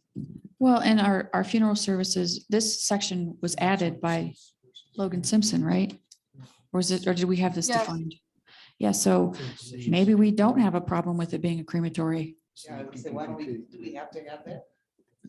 I mean, if you had a crematory. If it's already in the, if it's already in the use table. Fulfill Creating new things requirements for the city council to worry of about. that that type we of a don't need. facility by definition, but why can't they do it? Get rid of crematory, add it into. No, I just posing, just a thought here. This is an example to.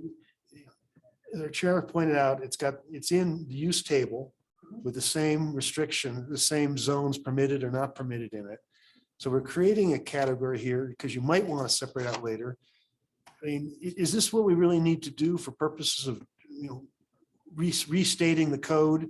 We're creating new categories where you don't need them so that somebody can think it's sort of just a new topic we're adding. Can we just get rid of the last 5 words? But may not include crematories? It was shocking thought to get rid of, strike out crematory and leave crematory as something that could be as part of a funeral service facility. Now we only have one line in the use table, funeral service facility, or I don't think it makes a difference. I'd say we just leave it as is and move forward. But, okay, but I'm gonna throw a different one at you. If you had a new, whatever, funeral parlor open up that wants to follow the service, that would mean based on what, if you're leaving this like this and leave but may not include crematories, that means you'd have to build a separate, couldn't be attached to that building, right? If you're saying it couldn't include one. This is a planning issue, so it's an allowable use on that property. How it's constructed is a building issue. But it's saying it can't be done on the property. That's the point. That those Okay. last 5 words says it can't be. I would change the last end of that, says, or other surgical procedures there is. and may include Mhm. crematories. Take not out of there. Yeah. Yes. Yeah, I was just gonna say the same thing, Karen. Yeah, get rid of but and not, so that it says and may include.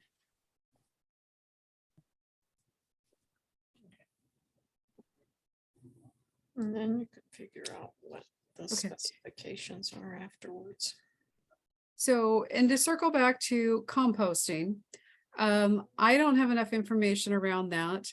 And I don't know what the state has by way of limitations or restrictions, if that's still limited to cemeteries that will accept that, or if you can put your loved one in the backyard of your single family home. I don't have enough information around that, so we potentially need to look at that. And I wasn't thinking of it in terms of the ultimate disposal of the remains. I was thinking of it in the processing Oh, of the remains. Like at this point, if someone built a commercial facility in town to do that, would we care or would we feel a need to get ahead of that and something kind of analogous to the tiny homes or the the Tamarack Village situation? You know, do we need to say something about it to preempt it, or do we want to just cross that road when it happens, if it happens? Well, I'm not so much concerned about what the process is that would occur at a funeral services facility. But I am more concerned about the end disposal site and what the limitations are there. Especially having worked in other states that did allow for burial on private property of your loved ones. That was a whole other restrictions and criteria with that in Oregon.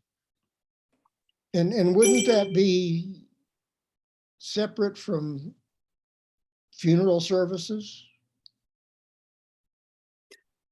Quite possibly. Like I said, I just don't know what the state says about it right now. I can't go into that detail for y'all.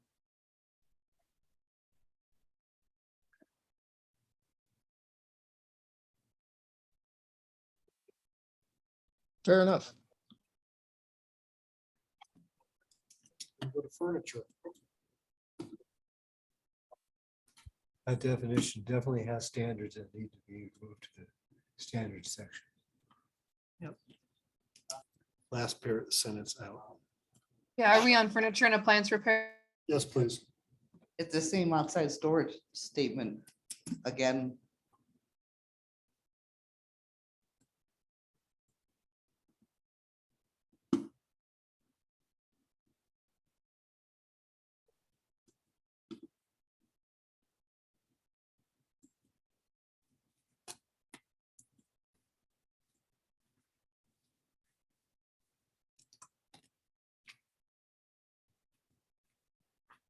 And another, and besides that storage comment, I mean, this is a description, definition of furniture and appliance services, not which zones you can do it in. Right, that's Larry's comments. Standards need to be Yeah. included on the use table. And not here. Okay, we can make those updates. Yep. All right, are we good on furniture and appliance repair services? Yes, let's move on to page 15. That's the halfway mark to our 10 pages. All right, garage private residential, there were no comments on that one.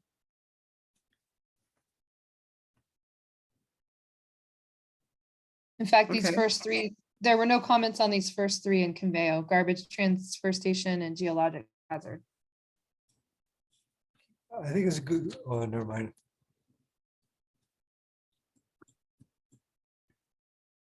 So, I'm gonna move on to golf course, or no, sorry.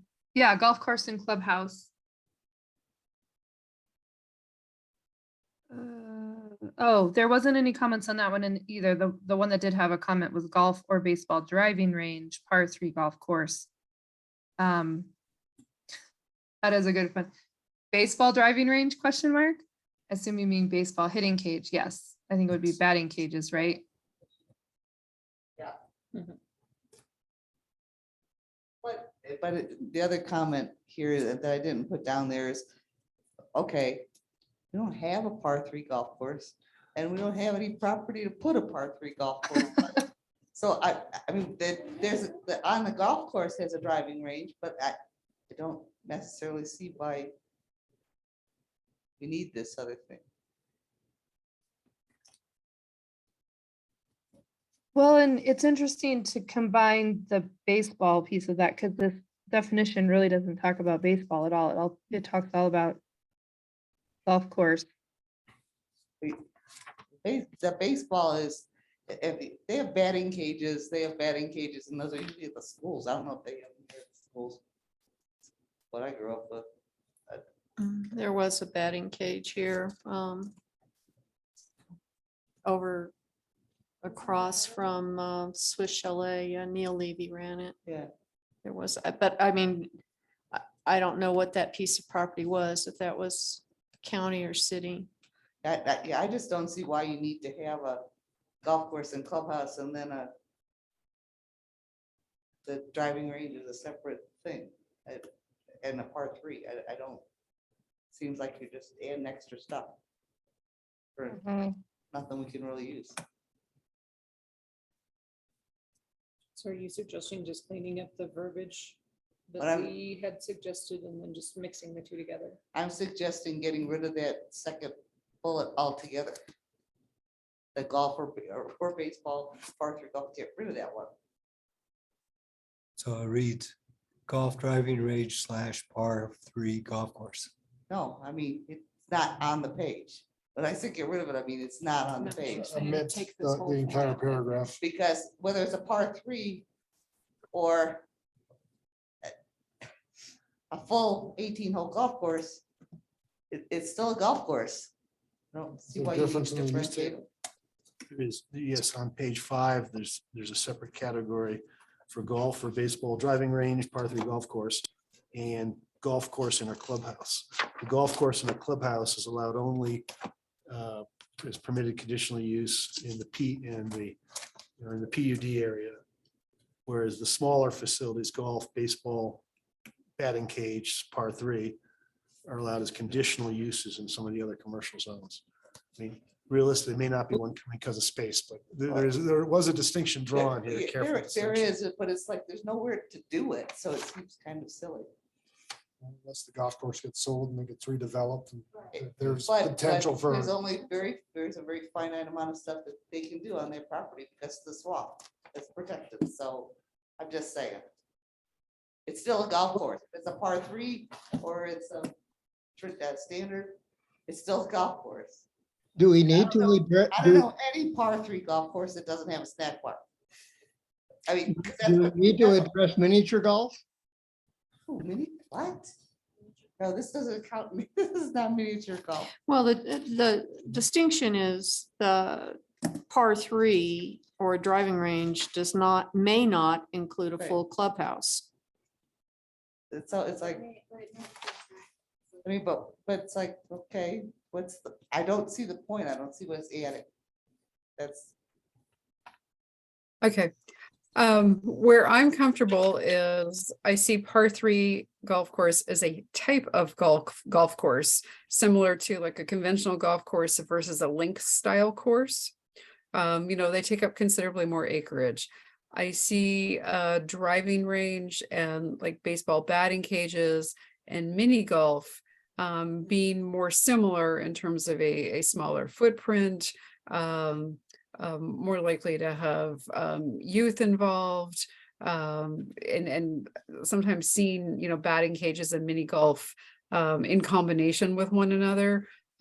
Top Golf and what they've been doing is a great example of just a dedicated driving range and Oh, just kind of so- where some of the change in the industry has occurred. right, but if you want to make that, don't call it another golf course. You can call it I don't know, and Would you like to call it recreational entertainment outdoor? yeah, something, well, I don't know, if you want to. I didn't just make that up. There is such a definition. If you which- wanted to have, like miniature golf and they wanted to have a batting cage or whatever, okay, whatever. place Well, they're gonna put. I think Karen probably had a pretty good, I won't call it compromise, but for a golf course, make that golf course / par 3 golf course and clubhouse. And then those other uses are the other definition, recreational, entertainment, outdoor. I get it, but if you're a golfer, they don't, I don't know, but it's like. they don't- There's no They distinction. don't differentiate. That's what Karen said. So why do we have to have it in there? A par 3 takes up less space. We don't have any space to give. It doesn't matter. Okay, and that's kind of not our point because you just don't know who's going to want to redevelop something, or potentially annexing something and going to bring a boatload of water with them. Yeah. So I support golf course, I see clubhouse as a lot of times accessory to the golf course or an integral part. I don't know that it needs to be listed. Par 3 is a type of golf course, in my opinion.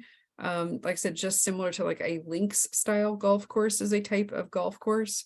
But otherwise, the other, I can't remember what the term was that Lee used, outdoor recreational facility that, commercial recreation. Entertainment, outdoor. Yeah. recreation. So, that can include things like driving ranges and batting cages They don't mean a commercial. and mini golf.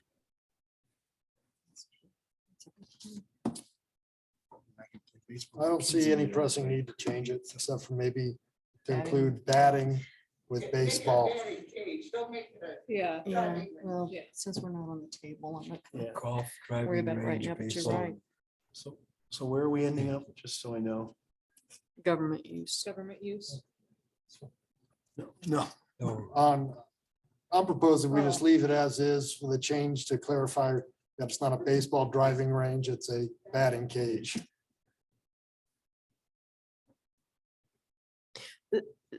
So Ken, you're saying leave that definition in a par 3 golf course, driving range and batting cages?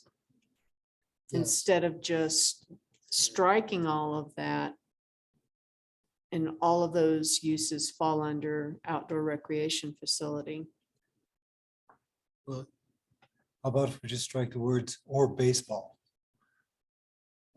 So we just talk about, you may want to have some of these Golf coverage. categories outlined with certain restrictions because, and I don't want to get through the whole detail now, but recreational entertainment outdoor is in the use table. We're gonna have to look pretty hard. It's listed, it's permitted in every single zone, residential zone.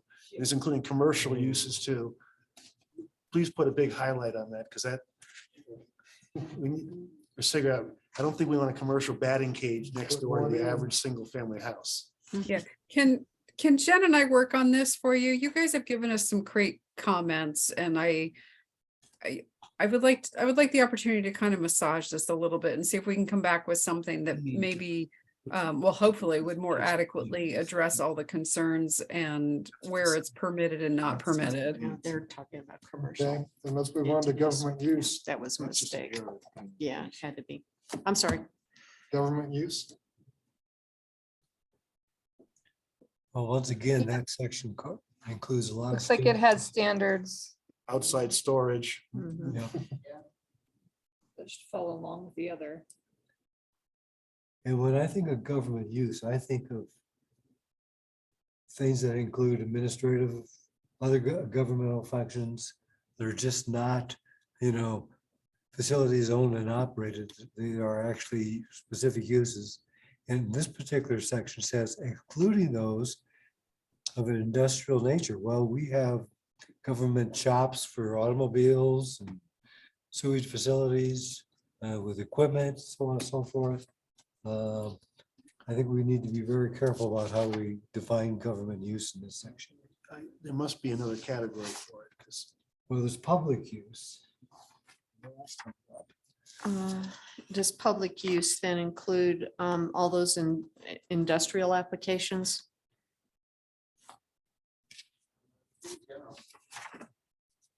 I'm just thinking again, we could probably take care of that by removing the standards and putting them into the standard section. that Include all the government uses. I think we want to distinguish in government uses that are the heavy industry kind of things and government uses that is like an office. Then we need to figure out another word for it.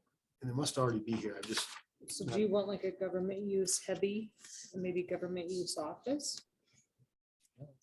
Oh, Jen, where is the category that for a city auto repair, truck repair facility? Where, is there a definition for that? Can you I rephrase would that? You said you're suggest- looking, oh, sorry, go ahead, Karen. And I would suggest that ownership of that kind of a facility isn't as critical as to just more where it's sited. That it really would be more auto, 7 and 8. Yeah, or I can't think of the right terms. Well, you've got Uh, essential services and utilities and public utility facilities in the use table.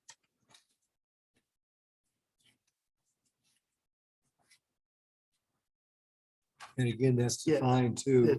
The question is, for government use, we exclude stuff of an industrial nature, garage repair shops, warehouses.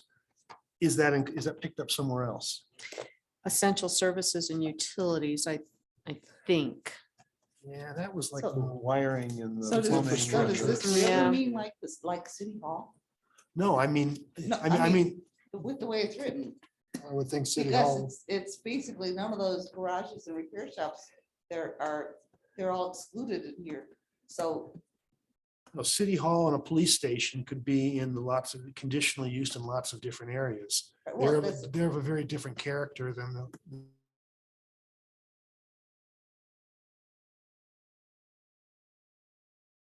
Is owned and operated by governments. yeah, and just stop.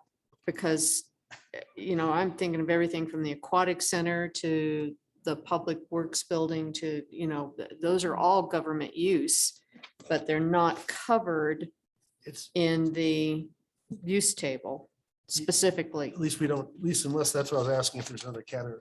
These are all conditional uses, so it's not, they're not, there has to be the process through planning commission, through city council, such to say, we want to put this particular facility in a near a residential area or something Mhm. else, so it's. I think we need two definitions, one for government use light, and government Yeah. use heavy.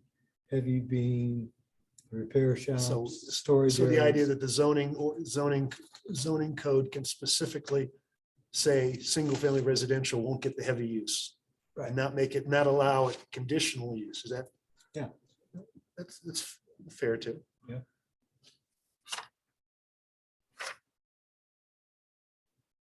I was kind of being facetious with the words light and heavy, but something similar to that. And you're right, once we define everything, we go back, we start going through the use table, we're gonna go back to these definitions, and Mhm, mhm. tweak them again. Sorry, guys. Jen, can you write a new definition for government use that stops at the first line, operated by governments? It's, that's one that's more office type use and Yes.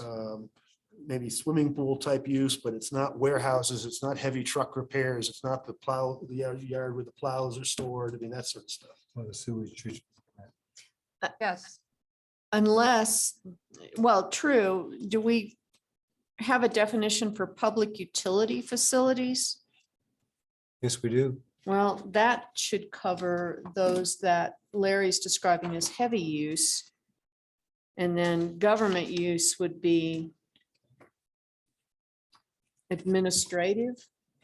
But when you look at. No, well, the public utilities use has to do more with actual utilities.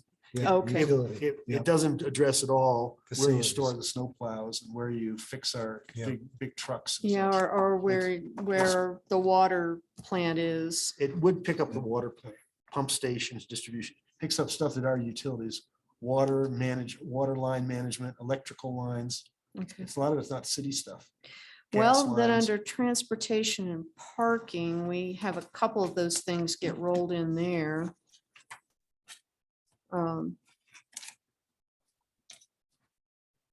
I think that we're all coming to the conclusion that government use could be an umbrella term, but not the way we've defined it in this new chapter 7.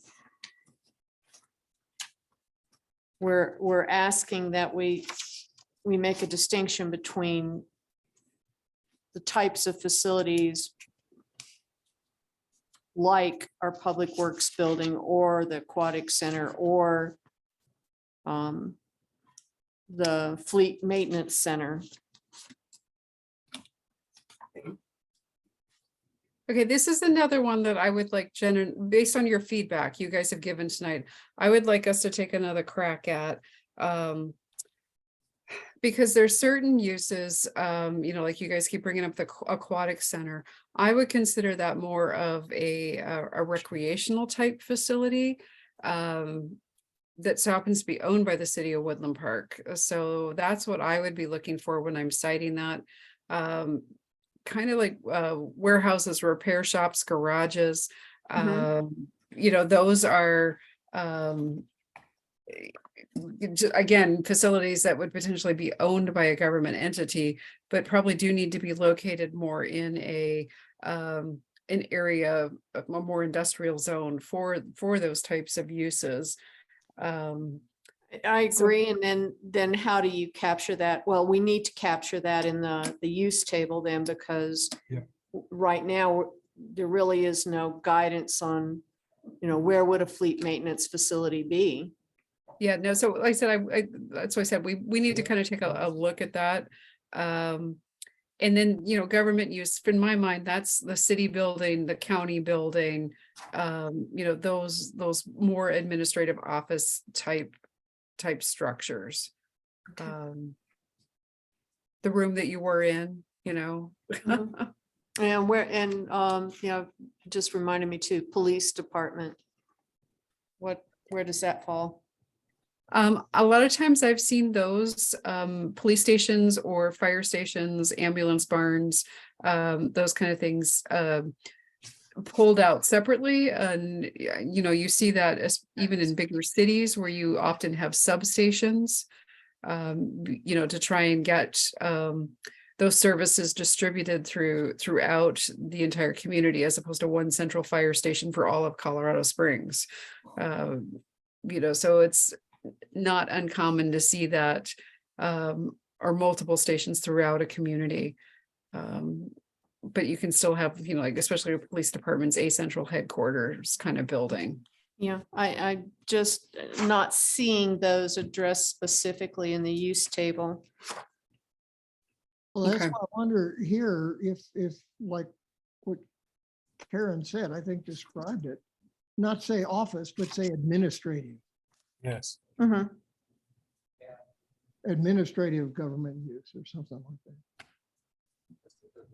And then government operational use. Maybe it's government operations and government office or something like that. Government administration, like Lou just said. Yeah.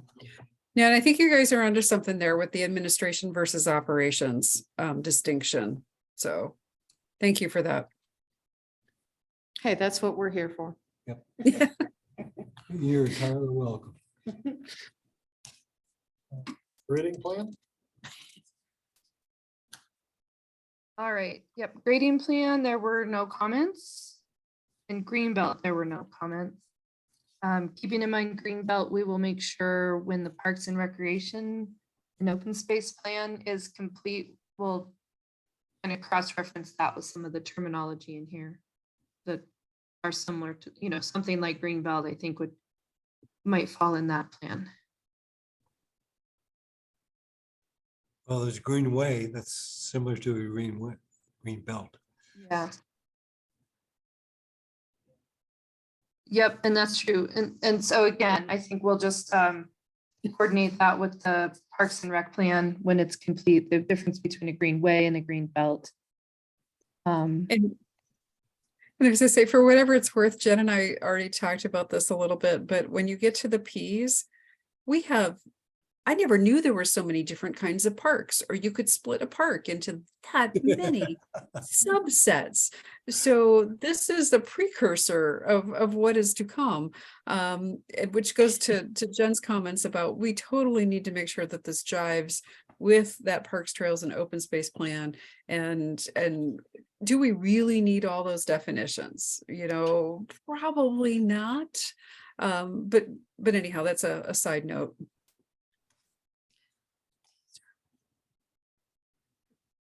All right, greenhouse, we did have a comment to split the definition into two, one for residential,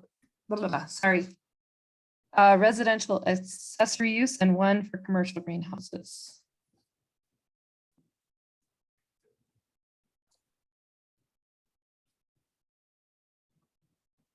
And that was- I'm not, excuse me, that was my comment. And someday, as part of my garden complex, I'd like to have a greenhouse.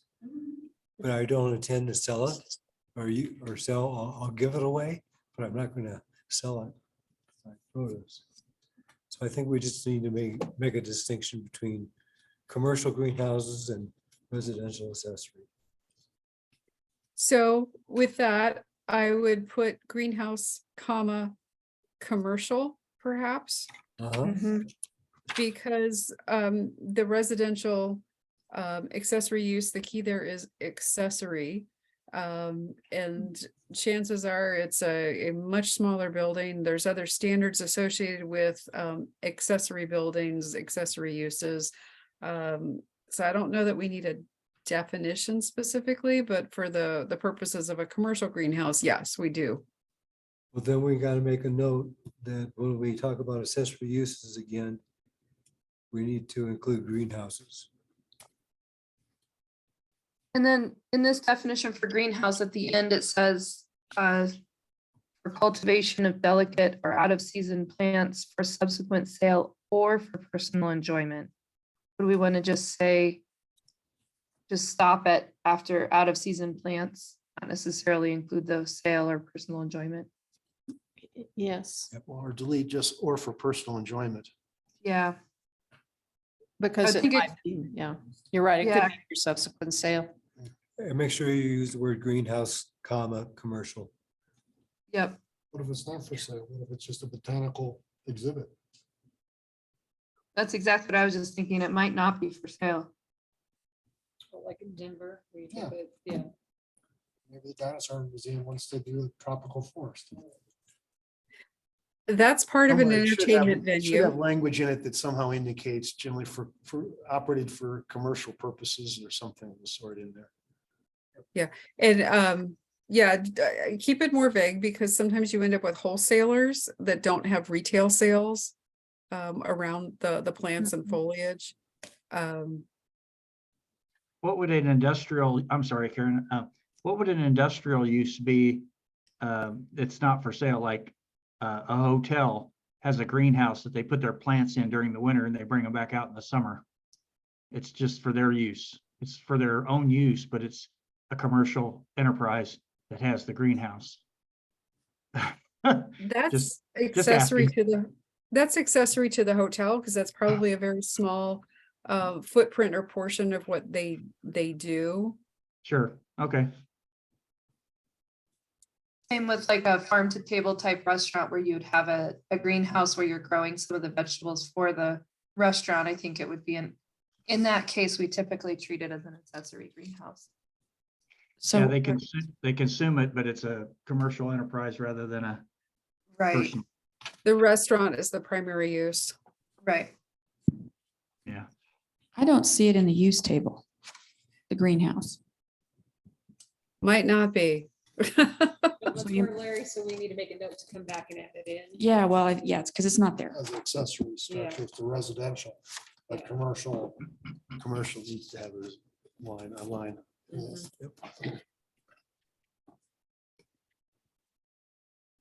Yeah, I just did a quick search for greenhouse in the use table and it's not in there. Well, you've so- got agricultural and gardening sales. Mhm. Is that the same thing?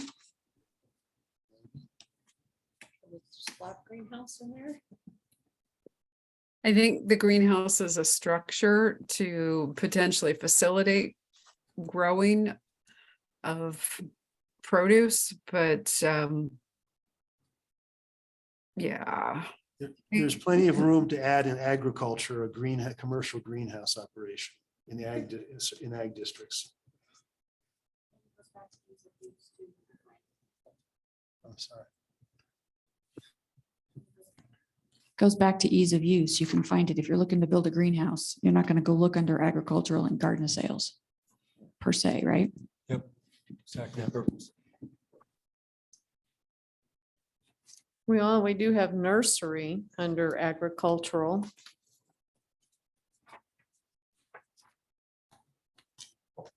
Is that a greenhouse? Could that be a greenhouse? I'm just trying to figure out why we have greenhouse in the definitions. It says means land or greenhouses There you go. in the definition here. There's a difference. That's probably it then, Val. A lot of times, and this was in your current code, actually, the greenhouse term. A lot of times there are terms within definitions that we define. So that could be where this greenhouse definition came from originally, was just defining what a greenhouse is as related to a nursery. And it's allowed in the ag district.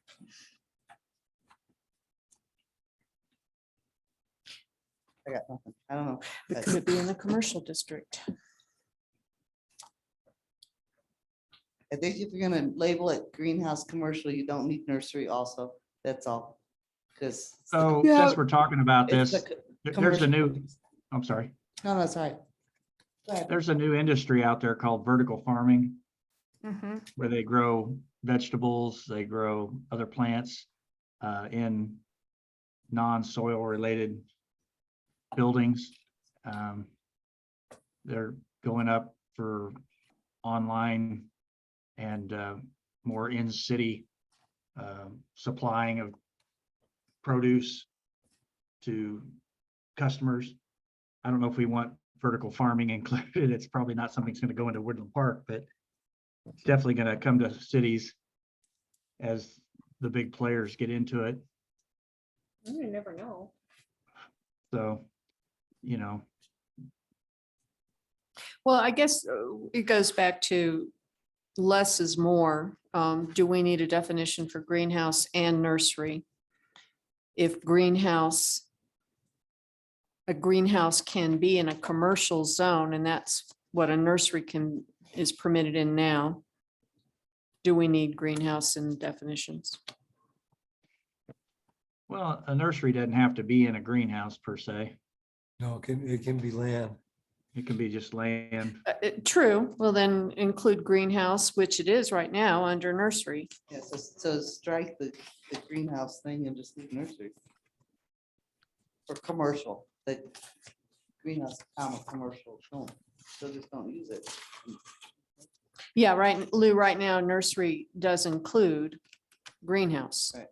Yeah, the people who own nurseries that I know have greenhouses and some Sure. exterior growth Yeah. of trees and stuff. Let's just include it in the use table Mhm. under agricultural and leave the definition there. I mean, Yeah, again, ease of use. The Yeah, other, you go ahead, Karen. I was gonna say, the other part of this is, since this is all part of the existing code, and this is one that's doesn't come up often, not likely to come up often, given our limited water resources.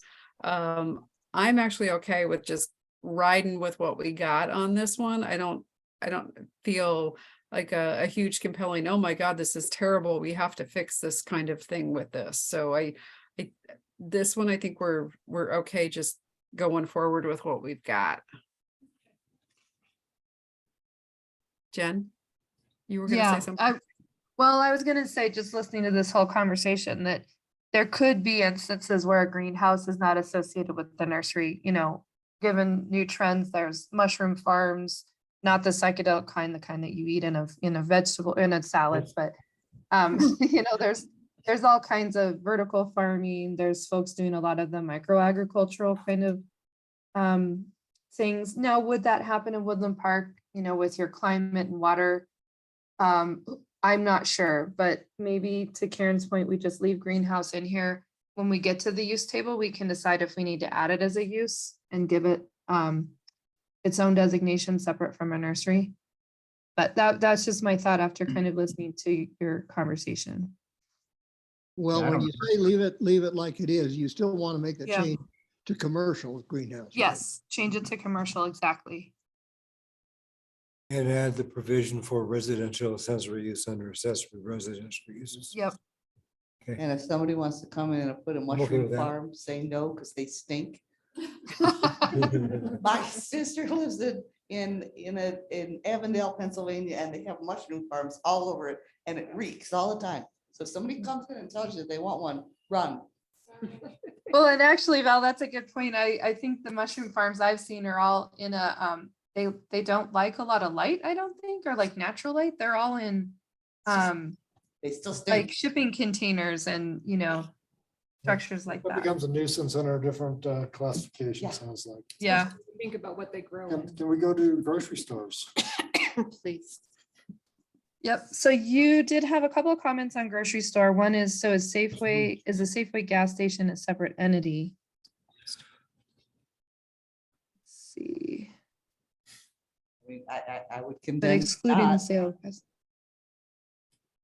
Typically, Yeah, I those are think- C stores, convenience stores. They just happen to be co-located with the main store. Right, exactly.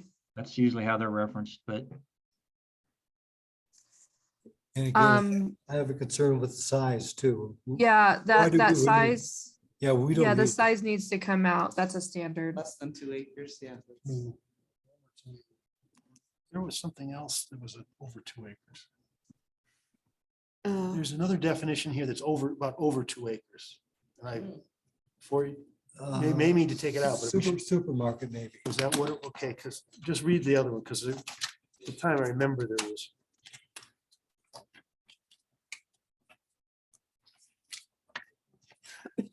Yeah, it's interesting to have a very specific size like that buried within a definition.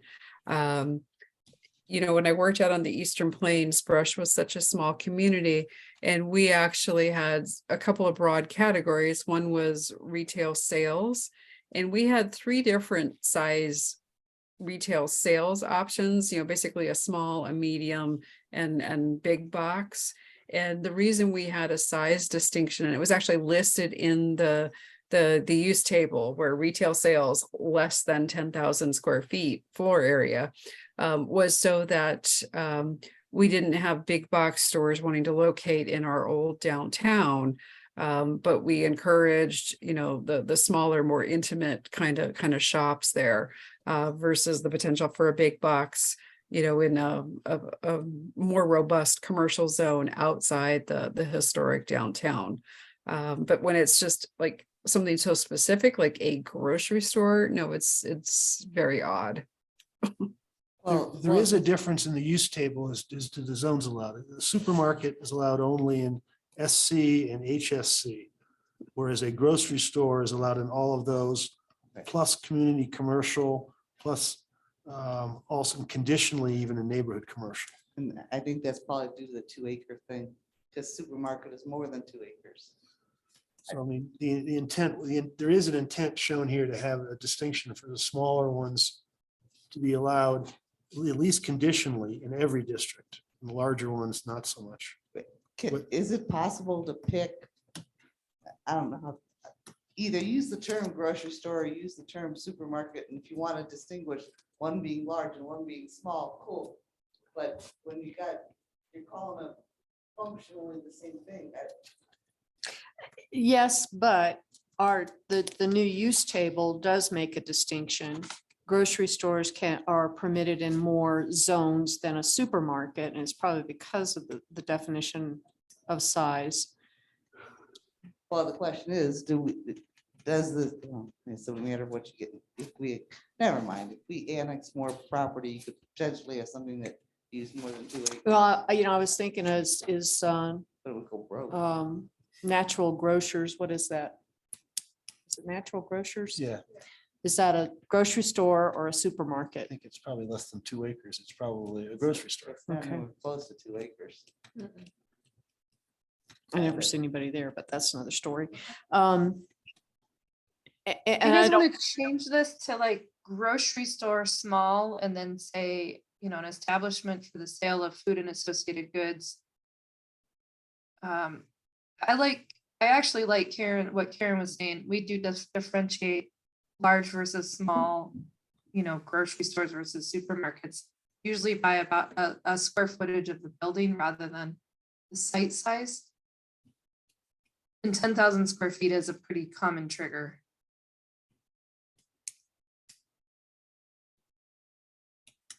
only if that's relevant to the use table. I'm assuming that grocery stores are allowed in more zones than supermarkets because of size.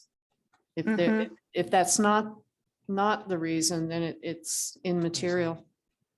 If there is a size that makes sense from, I guess, from Jen and Karen, there's a size that makes sense based upon, your experience about what size grocery store, is big versus what size is small in planning parlance. And I think it might be useful to preserve the distinction.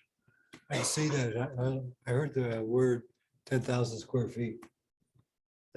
So it might be this 10 or 15, something Yeah, similar, 10 or yeah. 15,000 square, sounds like I- just difference between a small and large.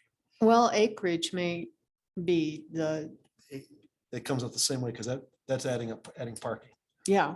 Yeah. Because I like acreage because it talks about parking. Maybe just leave it for now. I like them. Let it be. But going back though to what Val had also pointed out is, does supermarket, why would you exclude the sale of gasoline with a supermarket? Is it because you have different, or grocery store? Is that because there are different requirements for, They're separately zoned. If you want a gas station next to your grocery store, you say, I want a gas station, and different? yeah. Yeah, gotcha. Never mind. About the Is last there- section dealing with the excluding of sale of gasoline. I guess I thought it was safe for right away. Oh, no. Well, that's what we were talking Safeway about. does exclude, for this purpose, it would be, they don't have the sale of gas, but they separately have a gas station on the lot adjacent lot. Oh, separate. Yeah. That would be the theory. And there Oh, are okay. different And they have to get specifications. approval for a gas station. But in a general sense, I mean, how do you guys feel about using the same term? Because if I was looking and I wanted to see grocery store, I look up grocery store, I wouldn't think, gee, I wonder if they have a definition for supermarket also. Well, it kind of goes back to something Karen had mentioned, grocery store big, grocery store Right, small, right. grocery It's a better- store. it's a better name. Just right. Yeah. Pick which name you want, but differentiate small or large or. Yeah. So that they're in the same place. Yeah, supermarket almost seems arcane. Yeah. I went to a supermarket when I was a kid, but They started building in the 50s. yeah, exactly. So maybe we should You know, it's less differentiate than grocery 10,000 store square feet. small. Should we differentiate grocery store small and grocery store large? And Sure. when we get to supermarkets, we can call that grocery store large. Maybe we'll look at the definition of it and see if it makes sense. Sure. That works, Yeah, there yes. we go. Actually, I was a bag boy at a supermarket.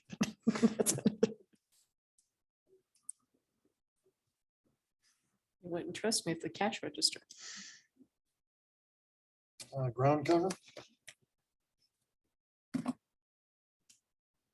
There were no comments on ground cover. There are a couple of comments on gunsmith large scale. And the question is there such thing as a small scale gunsmith store? And if there is, let's see, what is and where are the non-accessory gun sale defined allowed?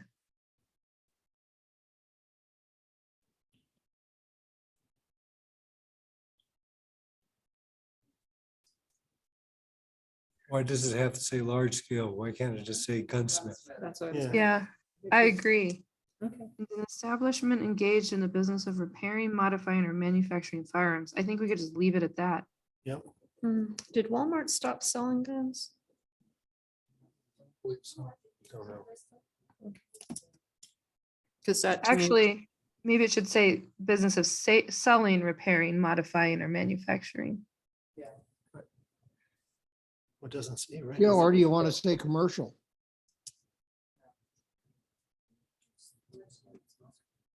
Gunsmith, to Does have me, to add really talks selling. about repairing, modifying, manufacturing, It's not the same. It's as opposed to sales.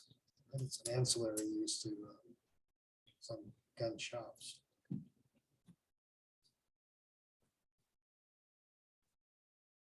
Are we regulating gun sales separate from other retail sales? I wrote that down with a question mark myself.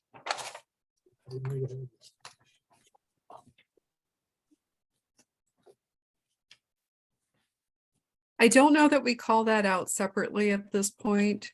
And There is, in my mind, it is it- listed as an industrial use, gunsmith, large scale.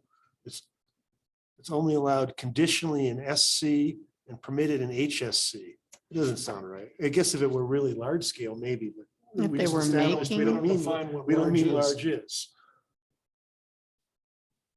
I mean, we've had a gun store on downtown for the longest time. And this would suggest that there's something, Wrong that's with that. something with a problem with that. Don't you think though that it was kind of reviewed as a, Who was this? retail Who sale? made the comment, is a gunsmithing, is gun sales from a zoning purposes different than other kinds of sales? Sort of the question. Yeah. Well, this, the reason I thought this was included, gunsmith large scale, was to define an establishment that repairs or builds or manufactures the firearms. They don't necessarily sell them on premise. So we could have Smith and Wesson open a large scale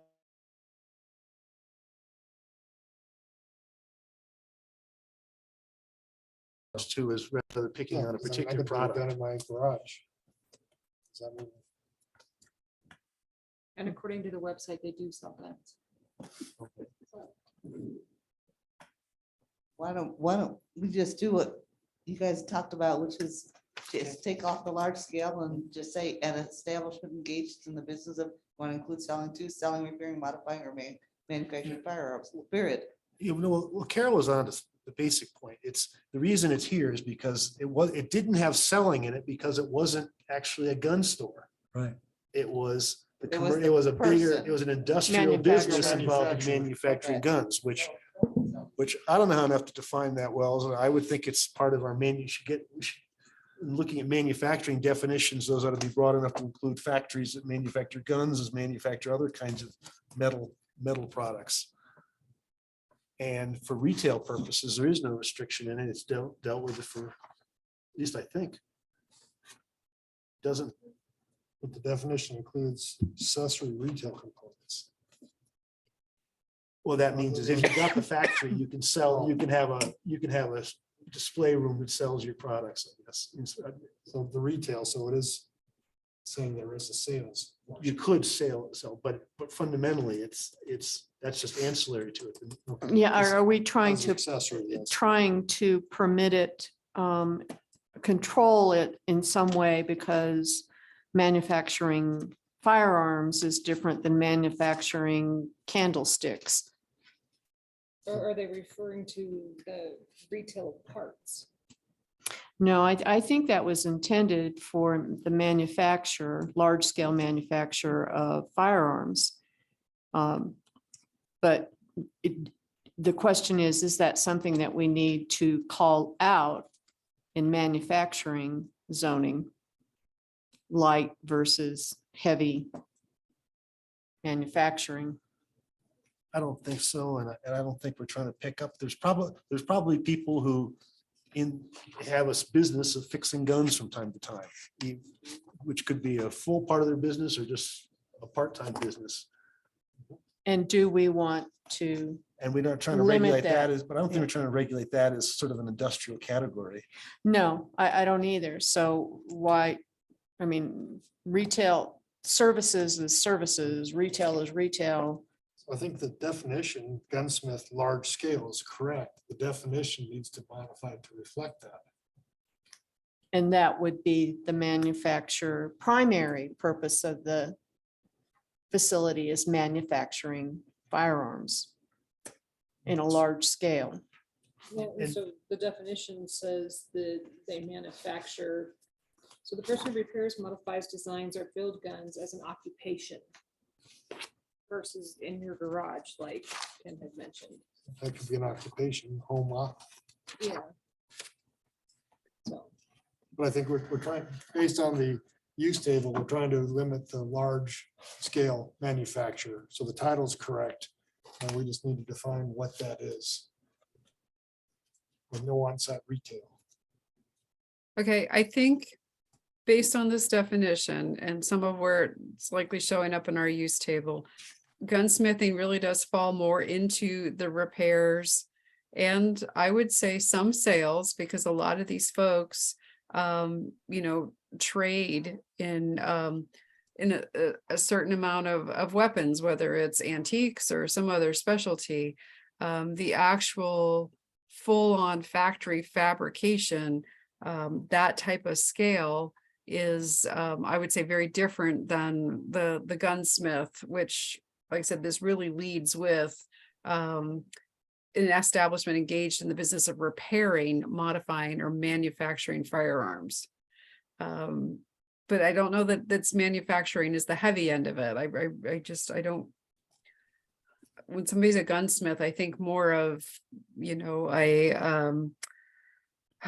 a strip mall kind of setting where somebody's kind of. But our a use store table is setup. limiting it to the industrial districts under industrial type uses. That doesn't surprise me. Do we have any current restriction on gunsmithing as part of zoning? Yeah, I think the answer is no. So I'm wondering if there's a major reason to add it now too. If somebody adds a manufacturing facility, will get picked up in the manufacturing That's- definition. yeah. If they're gonna be running metal treatment operations and. that I sort of think you thing. just take it out, but that's my humble opinion. Yeah. I don't think we need a definition. I think don't it's think covered so under either. industrial, and what do we care if John DeVoe ran his Alpine firearms? I mean, he sold holsters, he sold weapons, he fixed them. We didn't care. Yeah, this is a retail. It's just a establishment. retail shop, yeah. Yeah, I just wondered if there was a reason you would call out gunsmith versus any other repair and. I'm not sure it was large scale in the original zoning definition. About guns. If we just treat it as an industrial, so I would agree, we can eliminate the whole definition of gunsmith. And if they're manufacturing at a high level, then it's a manufacturing process. And then eliminate it from the use table as well. I agree. Okay. Removed. For now. Health clubs, fitness center.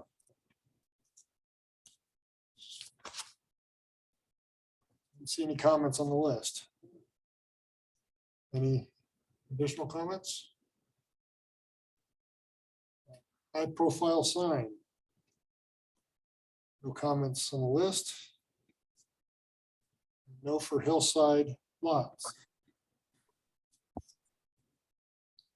Takes us to home occupation, Yeah, page there 17. is one as defined in 18.06.590. Okay, it's hillside lot. Yeah, it needs, at least needs to be updated. I'm not sure it needs.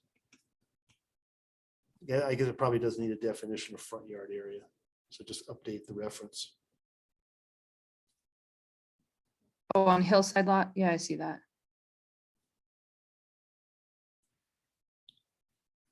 Home occupation then? Looks like the only comments are just to update references on this one as well.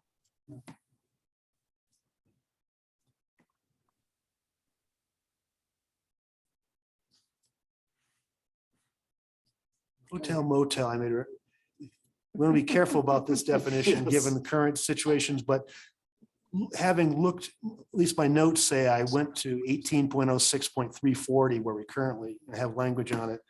And might suggest the wording hotel motel means a facility offering transient lodging accommodations. Delete under single management containing room for temporary rental. Then to the general public as all written and questioning at the end and where parking is provided on site. Not sure that's inherent to the hotel motel. So that means it reads hotel motel means a facility offering transient lodging accommodations to the general public and may provide additional services such as restaurants, meeting rooms, entertainment and recreational facilities. In your slide, Matt? that's your And- place. And I plagiarized words from 18.06.340. I think that's where I got calling it what they do is offering transient lodging accommodations. And I think that's descriptive and safe enough that we're not going to get into their other issues by it. But, Yeah, bed and breakfast versus Yeah, short-term trying- rental yeah. and gotcha.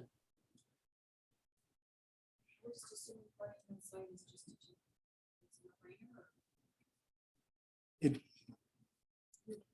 you're on the parking on site, right? I can't hear you. She's asking if parking on Sorry. site should be a requirement or included in the last phrase. And you have to. we get have permission. parking requirements which would establish that they need to be on Yeah, site or not. and that's just what I wanted to clarify. So yeah, that makes sense. I don't think we need the parking. Right, we don't need it. This, It's gonna happen. so I agree with Lee's revisions and the elimination of the last phrase about parking. Mhm. HUD code. No comments on our list. Oh, I think I had some snarky comment about spelling out HUD. Missed that, I'm sorry. I think you did. I think it's in a different, yes, you did. Okay. Is there a distinction on that HUD code? It says 1974, and before Ken, you talked about a date of 1976. That had to do with mobile homes. This mobile home definition. Under. HUD. Those are So there's Those are different- one and the same, because the legislation was actually in 74, but it went into effect in 76. Okay. Oh, You know, in terms of when the standard for construction changed, it really was mid-year in 76, but it was the act or the legislation from 1974 that made the construction change in mid 76.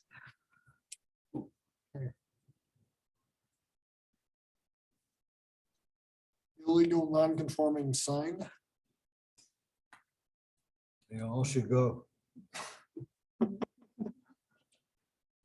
It's another part of the code, maybe. Improvement guarantee, some comments there. I had the comment that I couldn't find this definition elsewhere, so I kind of identified it as new. And I have no problem with it because we certainly need to exercise our right to collect improvement guarantees. And mine was a nitpick on the city council capitalizing that. yeah, I think we talked about that the first night, every time. Mhm. Yeah. City council should always be capitalized. Yeah, and I would assume this did come from the subdivision code if it is in there. That's typically where we see this language. Don't see any comments on improvements, institutional use, or internally illuminated. Takes us to junkyard, I believe. Yeah, and the comment is solid waste sold.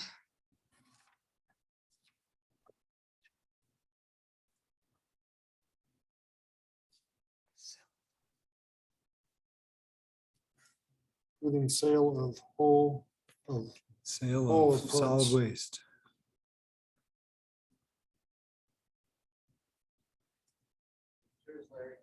I know, but I can't envision why somebody would want to buy solid waste. it also includes scrap metal.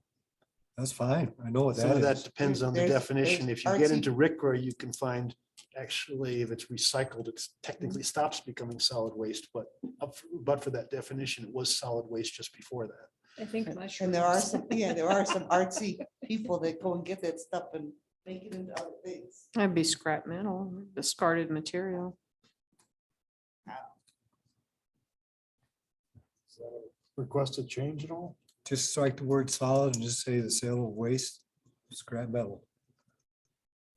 So on and so forth.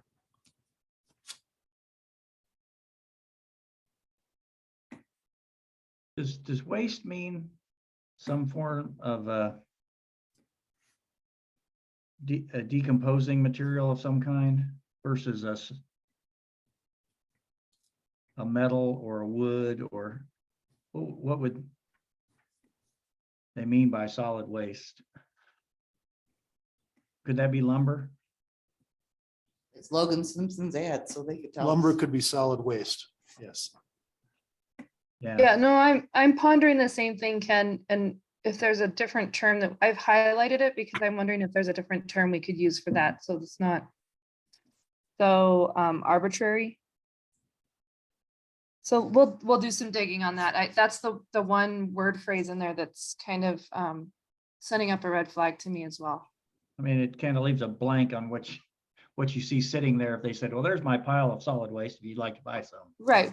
Would you like to buy anything? Who knows what it is? I mean, you know, the only thing I can think of is it's something that was thrown away that's not liquid or gas. It's solid. And that's why you included under the words discarded material. It seems too general. So, I like your idea, Jen, just look into it. but I've heard it called construction waste. So Mhm. it's. That might it's, be, Oh, that's a good idea. yeah. You know, and it's Construction waste. waste. They call it waste, but it's categorized as construction waste Right. versus What if you just take the word solid out and just call it waste? That's what I was gonna say. I like just. the other waste. one, discarded material, is pretty much anything and Yeah, everything I like too. that. So it's kind of redundant. Discarded material kind of catches everything else. We're not Yeah, I trying to kinda- narrow, we're not trying to narrow the definition of junkyard, though. No, So, Just no. waste. If I think he's right. If we just say, or sell of waste. right. I mean, it kind of encompasses. There you go. There's several broad items in there versus some that are more specific. So Yeah, when I saw the word solid waste, I immediately thought of landfill. That might be of value to somebody. So, Page 18. Kennels, commercial. Don't see any comments. Nor do we have it on, any comments on kennels, private. Takes us to kiosk. That was my comment. This is something permitted in all of our commercial districts. A small structure used for providing information, selling or renting merchandise, or displaying advertisements from permanent location. That seems kind of open-ended too. Does that mean if I pull a trailer up and I can permanently affix it or not permanently affix it, and sell stuff out of it? Or, I mean, kiosk, I was sort of thinking of sort of a round column that sits there with people hang some signs on. But Advertising type. yeah, kiosk. but See, I this think of it this is as- anything that's permitted in any commercial zone with The no. old photo mat shops. Yeah, in the yeah, I mean, parking lot. it's, Yeah. this yeah, is way- photomat shop, I mean, I think of it as a, like if you had a carnival, like ticket booth, you know. it could that to be, me is- yes. it could be, but I mean, maybe it's just a question, the uses should all be conditional or something, but, because I don't know how to define it, but whatever it is, this is way too open-ended. I got it. I think I can solve if you look at the definition, it says kiosk means a small structure used for providing information, selling or renting merchandise. Let's strike that.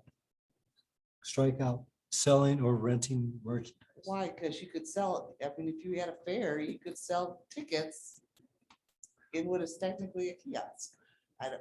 Yeah, I mean, this can pick up something that wasn't a traditional kiosk.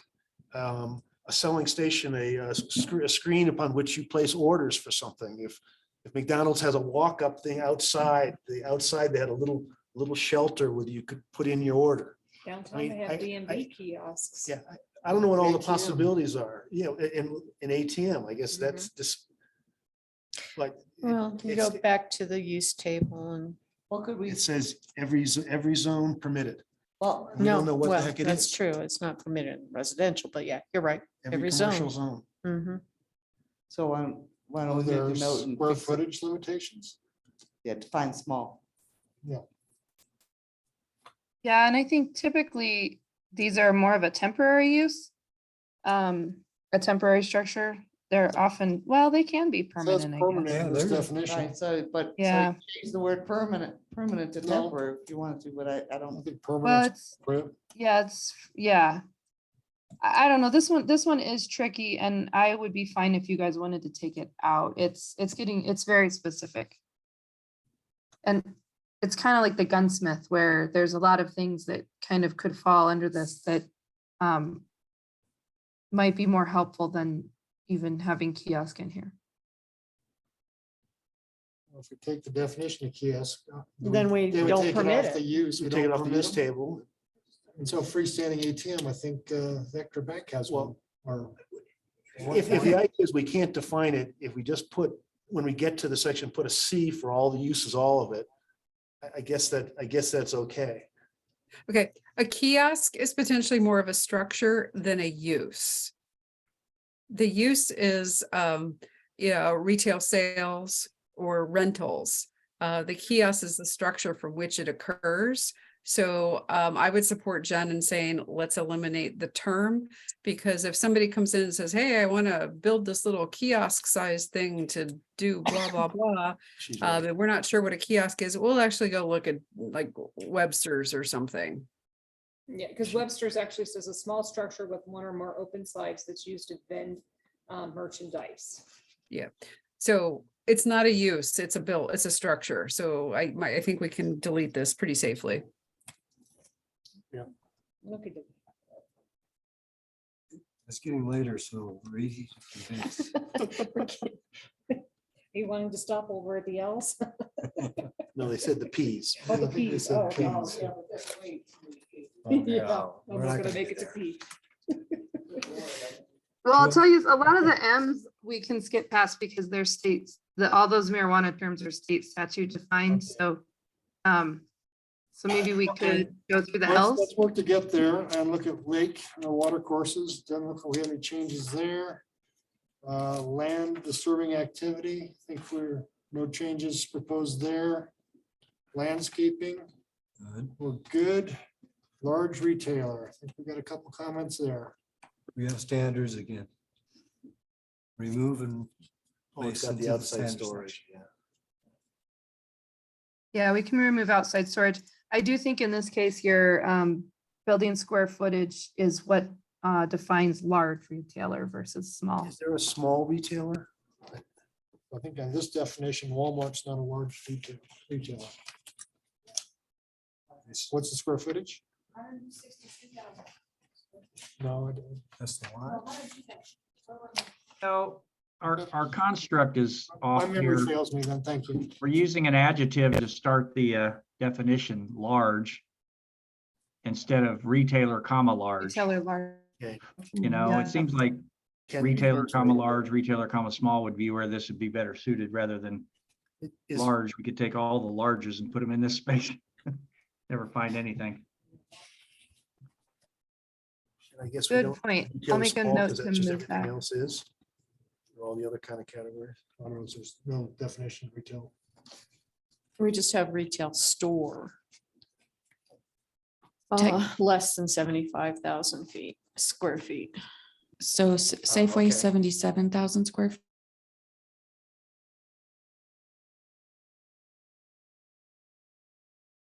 Hello? Did you lose them too? Yeah, We're here. We're all here. okay. Okay, Can you hear us? I We can hear can you now. Okay. all right. I'm so- okay with it. And So we'll use- retail or large. We'll have a retail is different small. category and uses when we get there. Okay, Mhm. We were trying to decide where we're gonna go have a beer afterwards. There you go. we still open. Oh, so you muted yourselves just to discuss that? I get it. No, they were talking trash. Don't let them fool you. Legal non-conforming sign. We didn't have any comments there.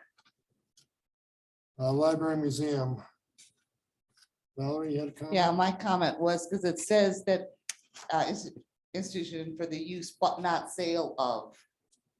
Dinosaur Museum sells stuff, Mhm. Mhm. so we can't use those words. Public library sells Yeah. used books. Yeah, so, But that's, I'm assuming the gift shop is probably accessory to the main museum. it's attached to it with open doors. There's Yeah, no separate. but- It's a minor use, an accessory. you know, use. the amount of square footage it takes up, that kind of thing. It's I would consider it accessory to the primary use. Maybe we could just rephrase this to just say means building, place, or institution for the use of literary, music, artistic, Yeah. or reference material, blah, blah, blah. And could include accessory sales. Something to that effect. That's good. Okay, Okay.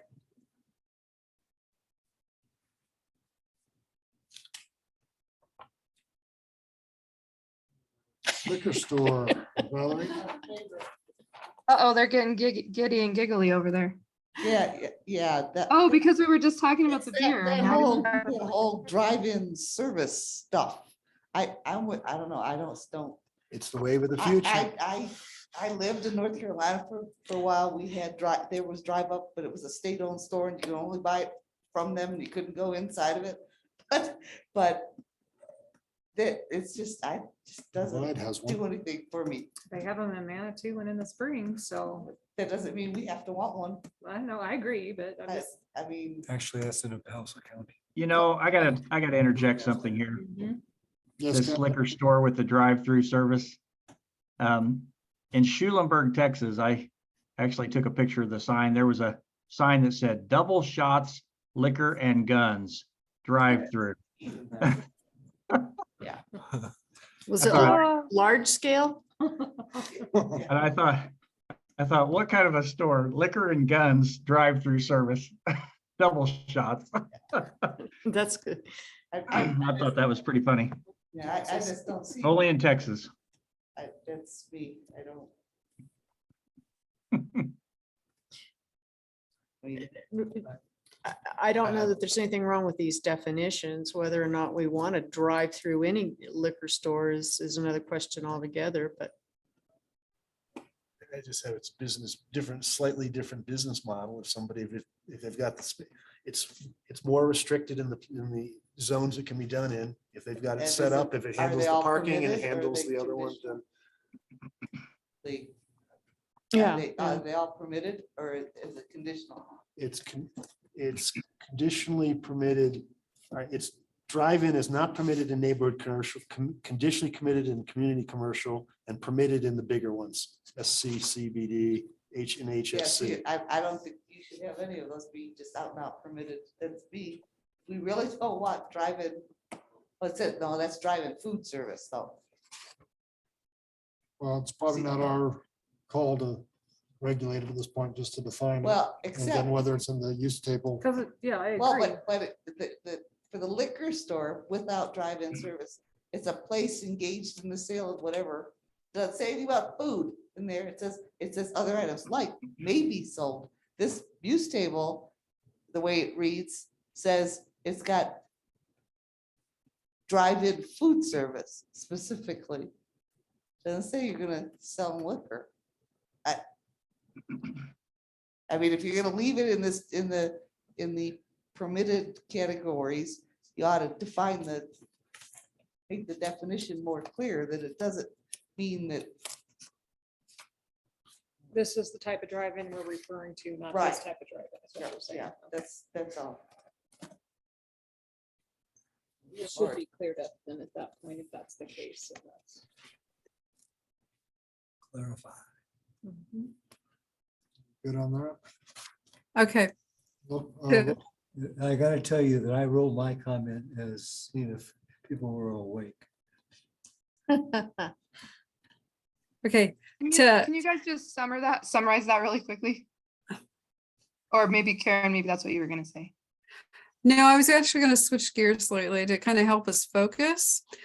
Based on what Jen was saying about the M's having a large number of state-specific definitions in them. If we could get through the end of the M's, that would be fabulous. So the goal is mural sign. Yeah, but you're probably screwed because mobile home sales and mobile home park are in the M's. You might want to stop before that. Just saying. I thought our agreement was 10 pages. So Jen, we were asking to clarify food from liquor because that's the way it is in the use table. And so that there should be a little bit more definition there, or we're gonna have to add definition of liquor drive-in store.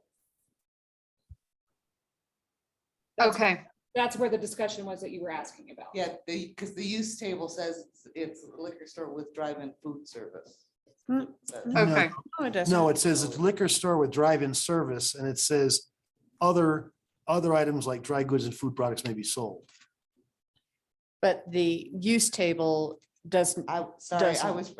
what I was referring to, and it's my bad, but restaurant with drive-in food service, restaurant with drive-in food. I that's don't- different. That's different.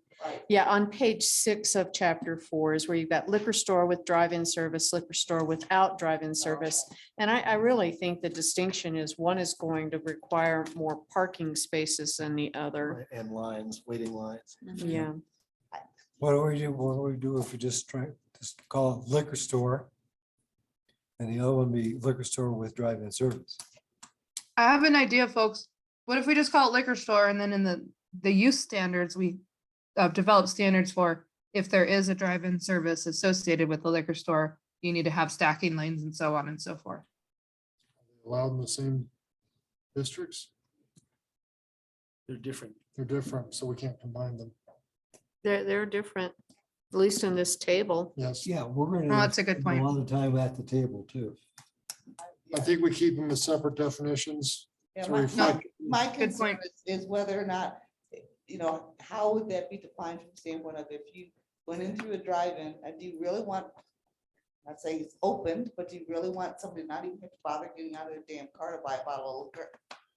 I'm sorry, I don't, Well, that's a use table question, and Yeah, I don't We'll think do it's that in the about that. definitions tonight, so we could go to the use table and say it's not allowed. Somebody mentioned the liquor store, or I think it was you, Sean, down in Manitou Springs, the no man's land. When I was working for the city of Colorado Springs, that owner of that property came to me and said he'd like to be annexed into the city of Colorado Springs. And I immediately realized where he was in his drive-in service bay was actually part of the right of way for the road. And I said, I have no problem recommending annexing you into the city, but you have to remove your drive-through facility. And he didn't think that was a good idea. yeah, the other one I'm thinking of though in Colorado Springs is actually in the county. Powers, Yeah. And there's, Well, let's look at local Okay. governments and see if we can Okay. get the M's or not. Oh, boy. Local governments, capitalized city.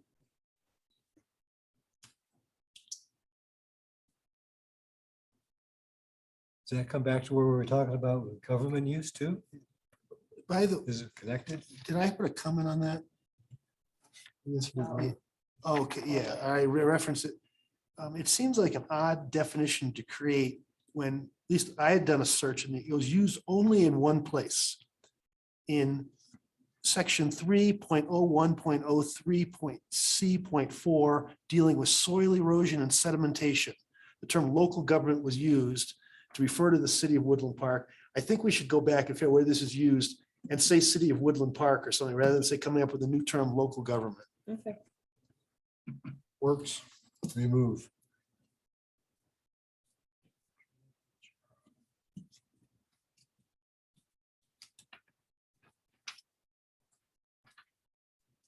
What's on page 10? Lot. This was local street, there's no comment. We comment on lots, lot.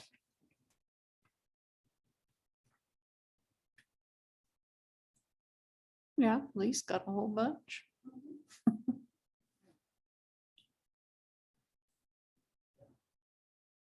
Anything there, Lee? Yeah, I'm not even sure I understood what I was saying. It was very important. Well, there's two I'm sure. definitions of lots. it's, you took you said this thing came out of 17 and Oh, not the 18. Okay, all right, there's two different, yeah, I guess I don't have the other things open and handy. This is the 17 definition. Apparently there's a different definition in 18, which includes a frontage requirement on lot. So if we're gonna put lot here, did we intend to lose the frontage requirement that's in the title 18 definition of lot? And I guess we would better if we go find those. I'm looking it up right now. Lot in the zoning code says lot means, 18.06.290, you got it? yep.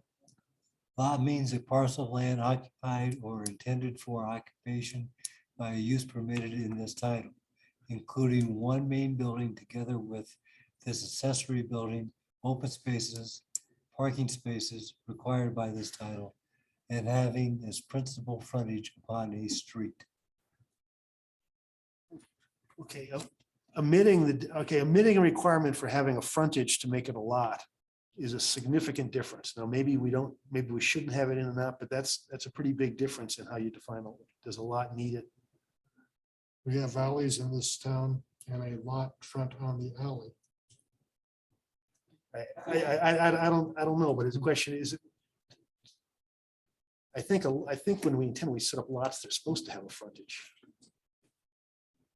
I think it was Would, subdivision process. was there a reason, Jen, that you abbreviated the definition of lot and didn't use it from the old code? No, I don't believe so. We chose just one of the definitions. I am wondering though, a lot, this does cover the definition of a lot. When you're talking about frontage on a road, that's more of a buildable lot. You can technically create a parcel or a lot that doesn't have access. I wouldn't recommend it because your whole purpose is probably to develop the lot in the future and you want to make sure it's has access, but just a thought to throw out there. But no, I'm fine if we want to melt the two together. If you want to bring in some of the language from the other, because we had two definitions, one in zoning and one in subdivision. I don't know. I'm if we happy to need do whatever. but I don't know if we need to, but I'd be concerned about losing it without knowing, is there some else, other place that relies upon the frontage requirement being implicit in the term lot? Yeah, I think it shouldn't be in the definition, but it should be a standard. Okay, if that's the Standard. case, we have to know how to, other places where lot is referred to in our subdivision stuff in here, when a lot is referred to it, we need to make sure we pick it up. Yep. Because section 17 didn't have it before in the requirement.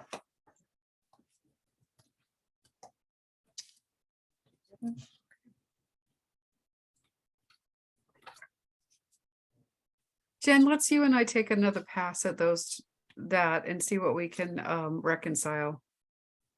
Absolutely. Yep, that sounds like a good plan.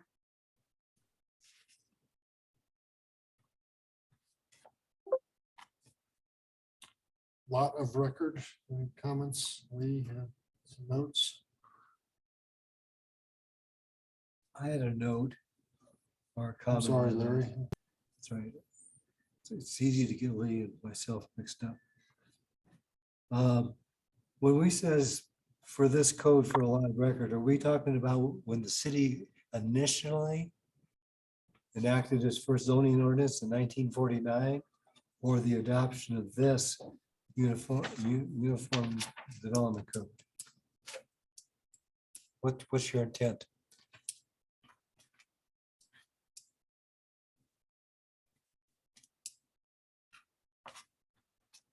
Karen, Jen, any comment? Jen, did you hear that? Hello? Yeah. Is Karen still there? Because I think this one will really apply to her. What was that? Yeah, really. Not Ken, Karen? Did we lose her? Sorry, battery was running low. No worries, Karen, we're talking about the lot of record. Okay. And whether it should be a lot of record prior to the adoption of the effective, like this code based on its effective date, or a date certain in the past. Or the first city Or the zoning ordinance first- enacted in right. 1949. We would need to go back and read ordinance number 692 from 1996 to double check what was going on at that point, and I think we could answer that question then. Because there's the little the ordinance reference in the document. So let's make a staff note for us to check that for you. Thank you. Okay, lot, double frontage. Ms. Lee's comment. What did I say? Shouldn't the setback requirement be included with other Oh. setback Oh, requirements? I had it in reverse corner, yeah. Yeah, it may Well, be harder reverse. to put it into. The setback requirement isn't really in the definition of a reverse corner lot. Maybe logically should be in the other lots, but it's probably easier to write it here than other places. Not really definition of what makes it a reverse corner lot. It said how we want to have Yeah, but it should setbacks. be in the standards back in the setback. I mean, it requirements. should be, but Well, I think, again, ease of use, it should be Jen- combined with the other. Jen, can you figure out a way to put the second sentence of reverse corner lot in the setback requirements? See, the problem is that we have setback for each separate zone, Mhm. and it's a lot of work.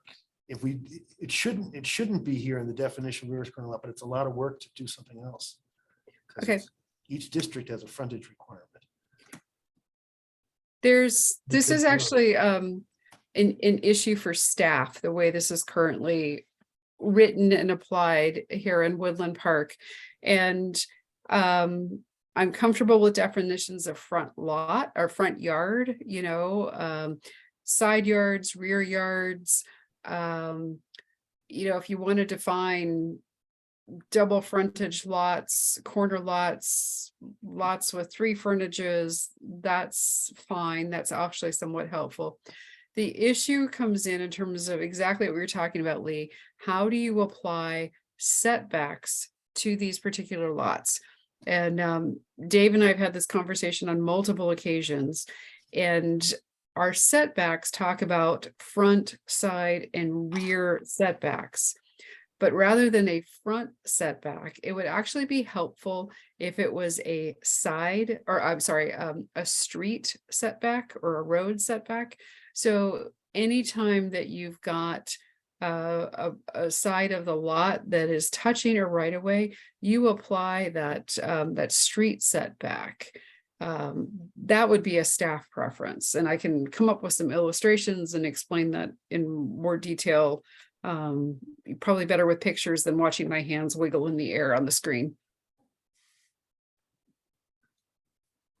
If you have some suggested language, I'd be happy to hear it. Not on the fly, but I can probably get that to y'all.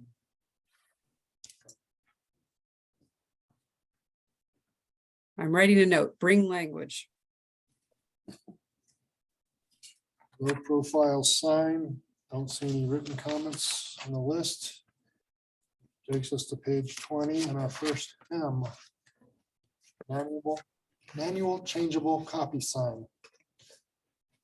Didn't see any comments there. Manufacturing and light industry, industry light. Larry, you had comment? Yeah, I think we ought to introduce the word light manufacturing industry means a structure or a use engaged. This particular case. Because, most of the time when you think of manufacturing or fabrication, it's done within the structure. With fabrication, not necessarily. That's true too.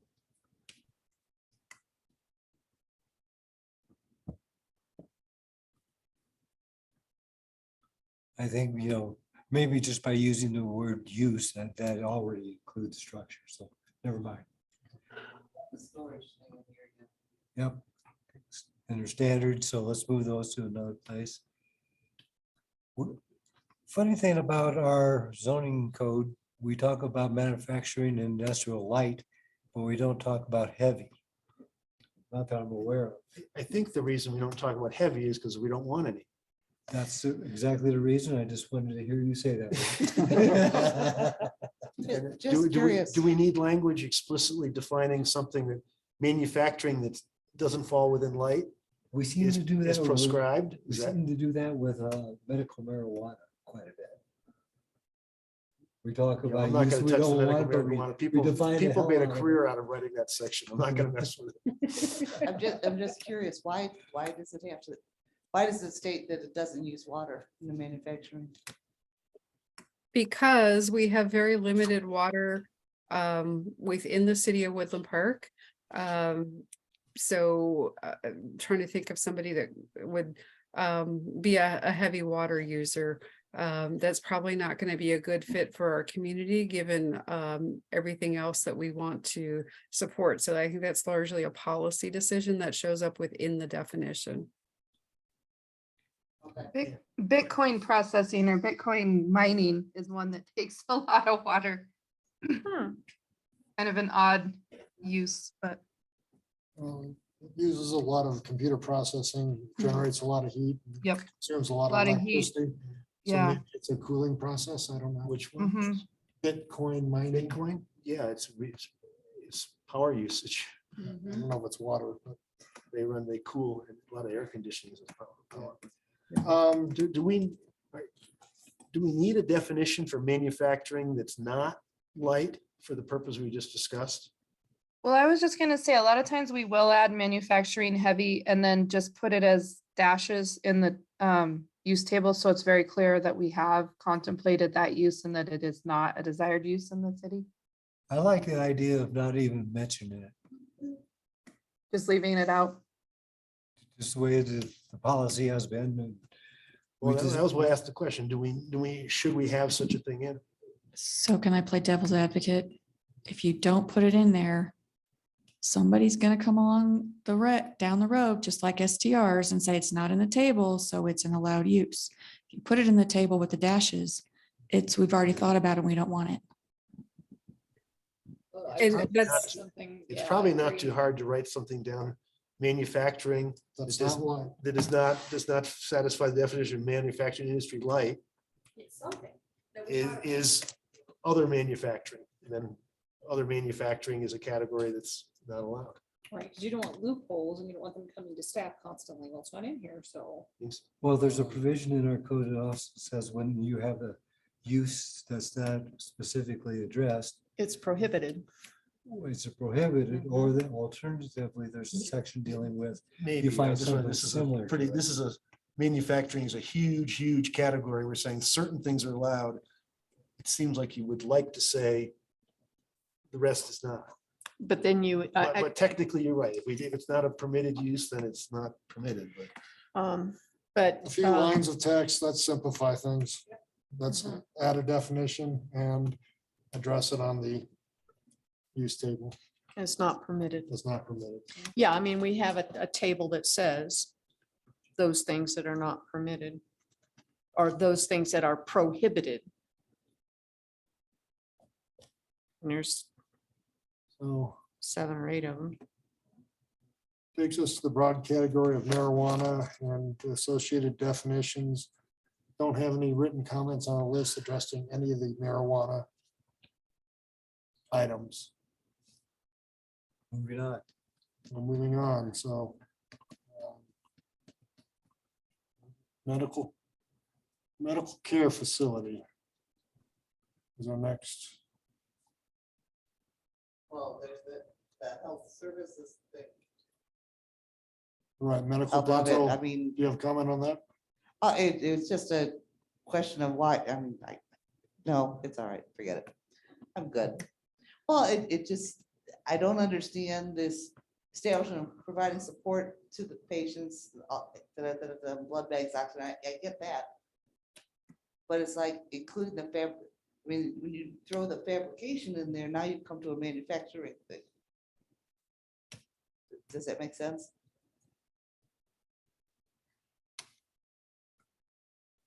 I mean, Like an I think the- electrician may have a glass factory fabricated on site. Well, and from a dental perspective, I get my splints done on site. I mean, they make my mouth guard right there. I was thinking more of a manufacturing. Okay, cool. And what's wrong, and the next one, what's wrong with the word hospital? Exactly. I think we ought to include that with the It's pretty medical clear, care I mean, facility. I don't understand why that went to medical. care. Maybe, I thought the reason might be is because you have something less than a full hospital. You don't think it was a hospital that has some. Well, an so- outpatient, Yeah, I mean. outpatient. Right, but this Yeah, picture, definition, I mean, this is to cover both the hospital, like you think of as a hospital, and outpatient stuff. right, but this, So a medical care facility fits better because if it's an outpatient place, you wouldn't want to probably call it a hospital. Well, we Why? don't define you get hospital. outpatient services all the time at the hospital. No, but they're not always in a hospital. They're out of freestanding stuff. Yeah, I go to a clinic. A freestanding surgical center, your Okay, LASIK but the way operation. the a place there is- definition is written, it says it's an institution providing health service primarily for inpatients. Okay, it shouldn't say primarily for say include. Else- Include, yeah, inpatient or outpatients, actually. I mean, because that's part of what was, Actually, or just delete primarily for it's providing inpatients. health services. and That it's an medical institution dental. providing health services and medical dental care for the Right. sick or injured. And Well, it then we says- need it another says new there's an definition for outpatient hospital. department. No, the hospital treats people that are sick or injured. Excuse me, That's true. Jen, is this one of those where the industry has started changing its terminology and we're Yes. catching? up? Yeah, and it is for everything that you guys have talked about here tonight, that it captures a broader range. But yeah, it is an industry terminology change. Which the last non-sentence says may include, insert a medical care facility may include ambulance services, Yeah. just to make it a sentence.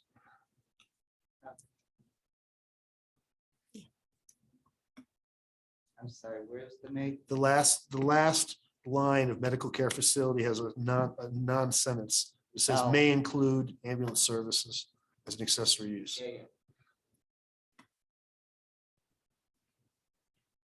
Medical marijuana, there's no comments there. Micro cell, small cell wireless facilities. Don't see comments on that. Taking us to I have a comment on that one. Yes. We recently, like just the last city council meeting, there was an ordinance related to small cell wireless facilities. So Jen, I will get that to you. I want to double check this terminology to make make sure it's consistent. Okay. Page 22. Micro mobility fleet.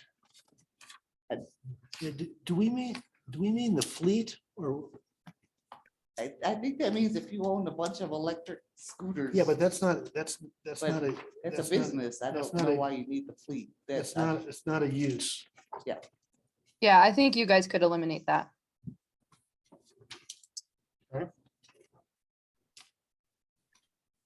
Mineral extraction. It's got Larry's name. Comment on that? Yeah, I hear in the back of my next, when I read, by any means, whatever soever, or whatever so. Whatsoever. Why does By any means. mining get a jail free card? Is this allowed anywhere in our use table, or is this one of those where we identify it but don't allow it? It's a special use? Well, It's no. prohibited. Is it anywhere in the table? Yeah, prohibited. Mineral extraction. Is it really? Mhm. Where? Last page, page 9, she found it. Yeah. Well, if it's in the table and it's prohibited, then saying by any means whatsoever, it means you could, no matter how they want to take it out, they can't do it. Yeah, I think So that's important, that by an it- important phrase. Yeah, if it were permitted, I understand your concern, Larry, but it's prohibited in the table. And this is potentially an issue that you would see more up and down the Front Range. I know it's huge up in Weld County with fracking and other extraction methods that they've been using. Fraction is totally different. Although I don't own my mineral rights on my property. Carol, are you saying that, oh, I see, prohibited proposed uses, Mhm, and they're not, there's other ones as well? mhm. Okay, And that's where we'll add that heavy manufacturing. exactly. That's where you put heavy manufacturing. Yep. That's pretty gutsy, actually, to do that. I've never seen that done, So we don't even want you out there with a shovel. really. That's bold. All right, mini storage, couple comments there. Yeah, mine was just the word primarily for the storage of personal property. I don't know why you need primarily in there. I mean, that's what they're for, right? Well, you could have a business storing their past tax records or It's still personal property. business properties. Is that commercial or not? Well, to understand It this, says, I it think says you- means a business or facility provided. you also need to look and see what professional business office storage warehouse refers to. That refers to a building used primarily for storage of goods and materials. So in order to construct what these two mean, the inference I drew is that professional business office storage warehouse is for storage of commercial type items. And that mini storage is for personal property that is personal items, non-business type items. At least that's what it seemed to me was the intent of these two. Are there different uses? I don't know, and maybe there's only one use, but that seemed to be the distinction that's made, but it's not. Yeah, for Clearly mini, made. mini storage, I was thinking of a smaller storage unit, but for commercial storage, it could be a warehouse. Could be a warehouse. That would And those seem definitions were appropriate. very unclear when you look at all those things together. So I would agree, at least two definitions, and they need to be clarified. Yeah, So I do think you we want even us- had Yeah. a discussion. And the other clarification could be in mini storage, it's typically they're selling the space for your personal good storage, whereas the other one, I think, is more of a warehouse that's used to store materials for a business rather than for a profit.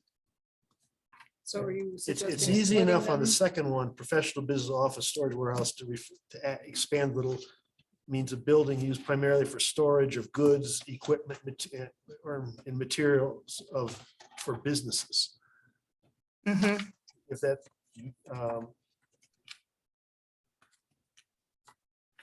The problem is that suggests that the local accountant can't keep some files in a mini storage place. And I don't see there's a great reason for us to prohibit that.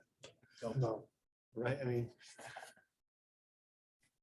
we may not want him storing big pieces of equipment. But so what's the touchstone of what's between the two things we're talking about? I don't know. I really think the mini storage is a for-profit facility and it doesn't necessarily need to be just personal use, right? It could be business, it could be, anybody can use it. They're paying for that space.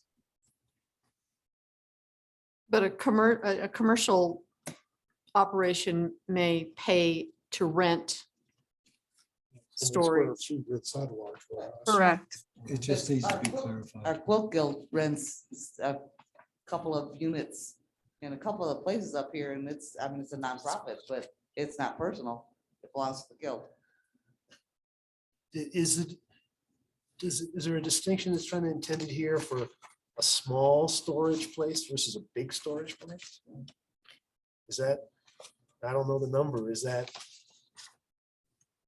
Well, 10 or 20,000 square feet is big and something less is small? I don't know. And does it, Would it does help it to, matter? would it help to split one and have self-storage, mini storage, and then warehouse? And just kind of split this definition the way that they've got it? Would that help? Well, a May- warehouse is maybe. different than storage too. Yeah, Right. there is in the mini storage reference, there's facility providing enclosed structures used primarily for this enclosed structures plural. That's although one building's usually got all the separate lockers in it, so those aren't separate structures, so it's not really There aiming can at be that. multiple buildings on the Could- same site with small separate- lockers. It And could be. the proposed over at the Saddle Club property had multiple buildings Right. with lockers with subdivided into that. Is that a big facility that should be is that a big facility or problematic facility or some that needs special requirements? Or is a smaller one? Well, the individual storage units are fairly small, 4x4, 8x8, 8x16. The largest was large enough to accommodate a RV. But that was about the maximum But the size. complex itself, and I'm thinking about the one that Eric Smith keeps coming back to us on, the complex itself is large. It's very Yes. large. Yeah, and looking at, I mean, there is a distinction in the usage table between mini storage and professional business office storage. And I'm assuming that's why we have the definite, a separate call out for mini storage.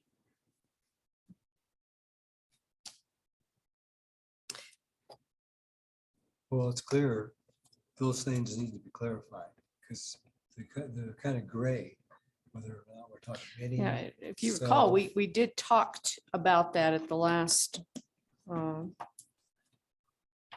work session. We did talk about what is the difference between commercial warehouse storage and mini storage. And the difference is they're not all permitted everywhere. One is and one is not. So what's the difference between self-storage and mini storage? Because in my mind, they're kind of the same, but we've got self-storage crossed out and we're calling it mini storage. Is that a Maybe it makes more sense to contemporary go, term? what was that? Is that because it's a more contemporary term? Maybe, and maybe that's all it is, but because I think we're all getting wrapped in the word mini and I'm not sure that that's actually what we're trying to define, is it? No, it's not mini versus self-storage. It's more about individual storage units versus a large warehouse for a business, a commercial entity or commercial operation. But when you think about the storage facilities around here, a lot of them are very large. So would it help to But- break it down to individual storage and then warehouse storage? I No, it think might so. be square footage. So this is, I think, another one of those where all your feedback is very helpful. And let's see if Jen and I can do a little digging on this. Because, yeah, I agree with you guys that self or mini storage really is a lot of smaller units under one management. And a lot of times it is a small household, or sometimes, business paperwork, or, like Val's explanation of, the nonprofits needing to rent storage space, which is different than, a business having a warehouse for storage. Or even if it's a larger facility that has just 2 or 3 kind of tenants, but more commercial, more heavy duty kind of storage things. Automobile parts, engines. I mean, I don't know what people like to store, but yeah, mini self-storage really is more targeted towards the layperson who doesn't have a tough shed in the backyard or has more stuff than what fits in the tough shed.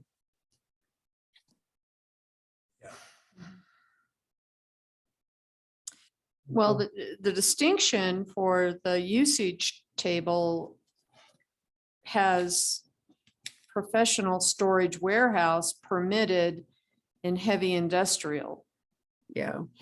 but everything else is conditional. Yeah. I'm assuming that was the distinction that was used in having 2 different definitions. And I'm not With- sure. I say this is where it's hard with the starting point of where the code is now. Sometimes it's really hard to tell what was going on. Well, again, I think there's so many of these definitions and they're so close. We just need to make a distinction. And certainly we're going to make a distinction when we get to the use table, say, self-storage is good here and warehouses are good there. A little bit more staff clarification, please. Absolutely.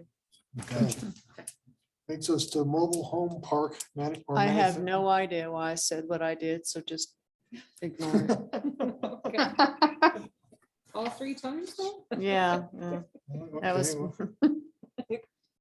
So no comment on, Well, yes, I do on the skip the park thing for right this second on mobile home sales. Look, mobile homes are by definition pre-1976 stuff. They are not sold anymore by anybody unless it was a private person. But I mean, it's not a sales. So there's no establishment engaged in the sale of it. They don't sell them anymore. that's true. so it should be manufactured home sales. So it needs to be something different. And Eliminate the word mobile. And, well, yeah, and and they have mobile in there in the line. But we do still have mobile home parks.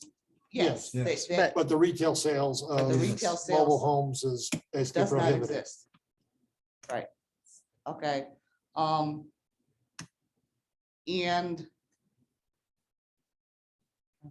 come up with the right way to say this. Sorry.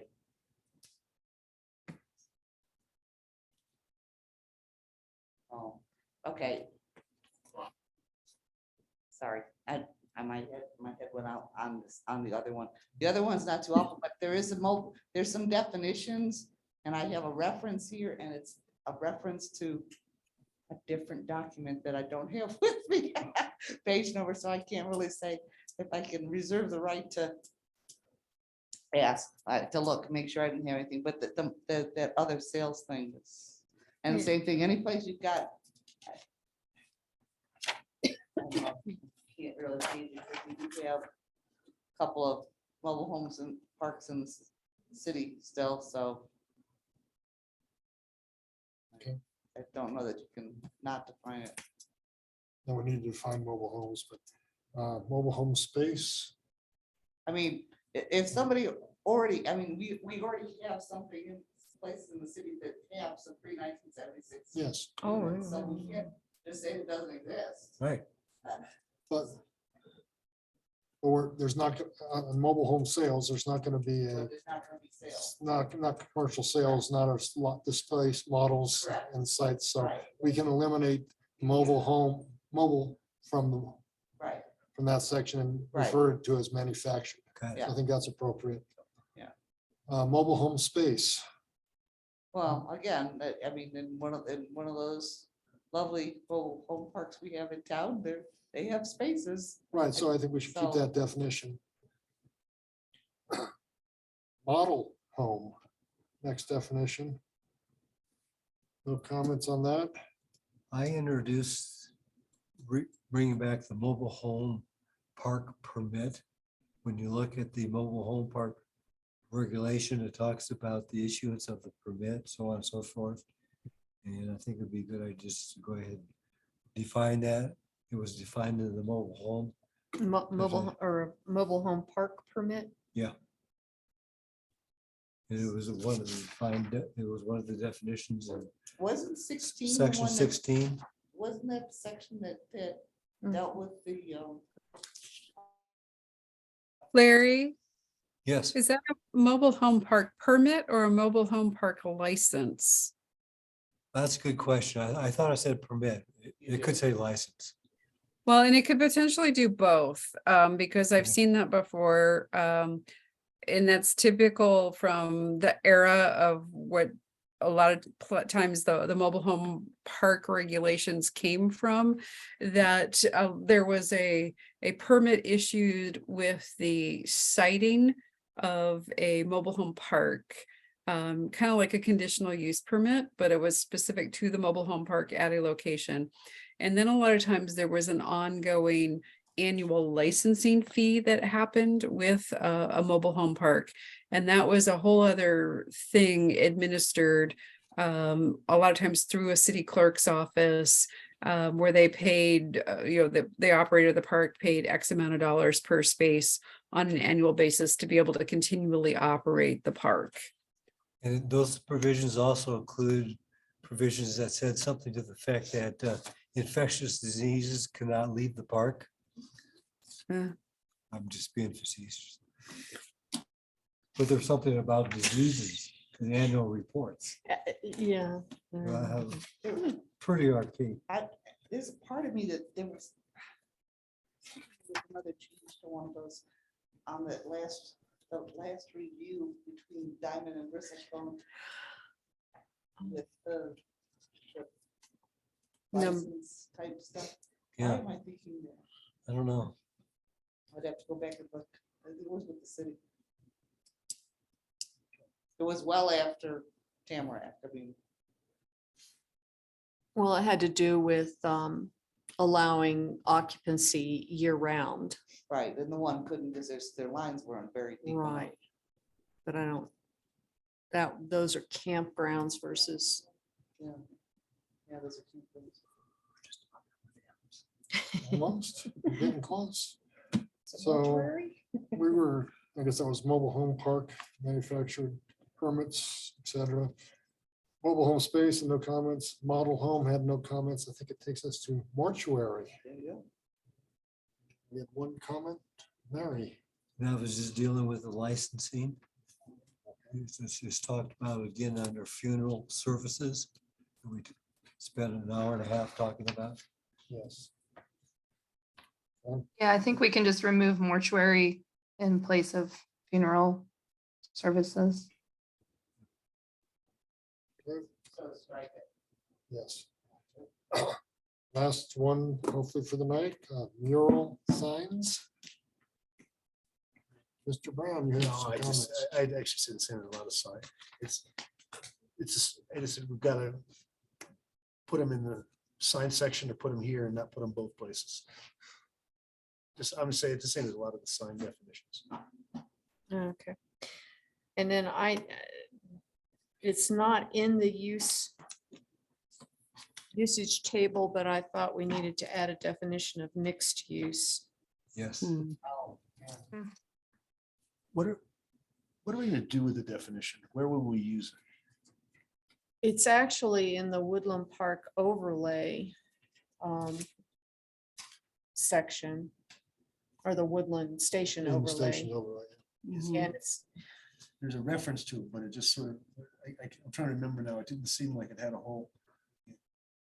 We're having trouble defining whether it was horizontal mixed use or vertical mixed use. Well, what did it really, is Well, that it- sufficient if we say it's one or the other? Did that, I'll have to look. at- it I'll have to look really at it and see what it was, says. it was only applicable in the, well, it's in the comp plan, but that's not part of usage. It's mentioned in the Woodland Station overlay. And we had that discussion when applicant came forward and said he wanted, mixed use was gonna be, he wanted it to be able to have it anywhere he wanted in a My building. impression was it had reference to mixed use, but even defining it's not sufficient to really authorize it because it was kind of vague. Like I'd have to read it Well, we again. kind of defined it on the fly at that particular hearing and said, hey, what you're asking for is simply to have a single family home built. Well, that's in- because they were asking for some other language change. They weren't just saying Right. mixed use. Yeah, and they wanted us to say mixed use could mean, Putting a single family house someplace. yeah. It's So got should to- it be in these definitions? I think so. And perhaps it should be added to the usage table. Karen, maybe you can come up with a proposed wordage for that definition of mixed use. Yeah, and this is Jen, and we have created definitions for mixed use in the past, so I can propose some of those to Karen and we can work through that and find one that fits with the goals. Horizontal mixed use was also a definition from the comp plan, which should be defined. Only if we're gonna put it in the usage table. We'll make reference to it in the comp plan, so. Yeah, we don't define things here for comp plan purposes. Yes, the comp plan, it'll suggest some language. When we're ready to do it, it'll suggest something about what we thought at one point in time as to what Okay, so just a mixed use definition. Yep. No comments on mural signs then? That complete page 22, it's 9:10. Any, Karen, any comments, reports? Encouragement? You guys are doing great. Thank you. Sorry about that. I do not have anything else to add this evening. Since we'd already talked about City Council's work session next Thursday, March 2nd, where they're going to be hopefully diving into and providing us some great guidance on terms of what they would like to see in a new and improved ordinance to address short-term rentals. So I'm counting on them to tell us what they want to see. Look forward to that. Any comments from commissioners? It's 10:10, meeting's adjourned. Thank you all. Night, everybody. Thanks all. Good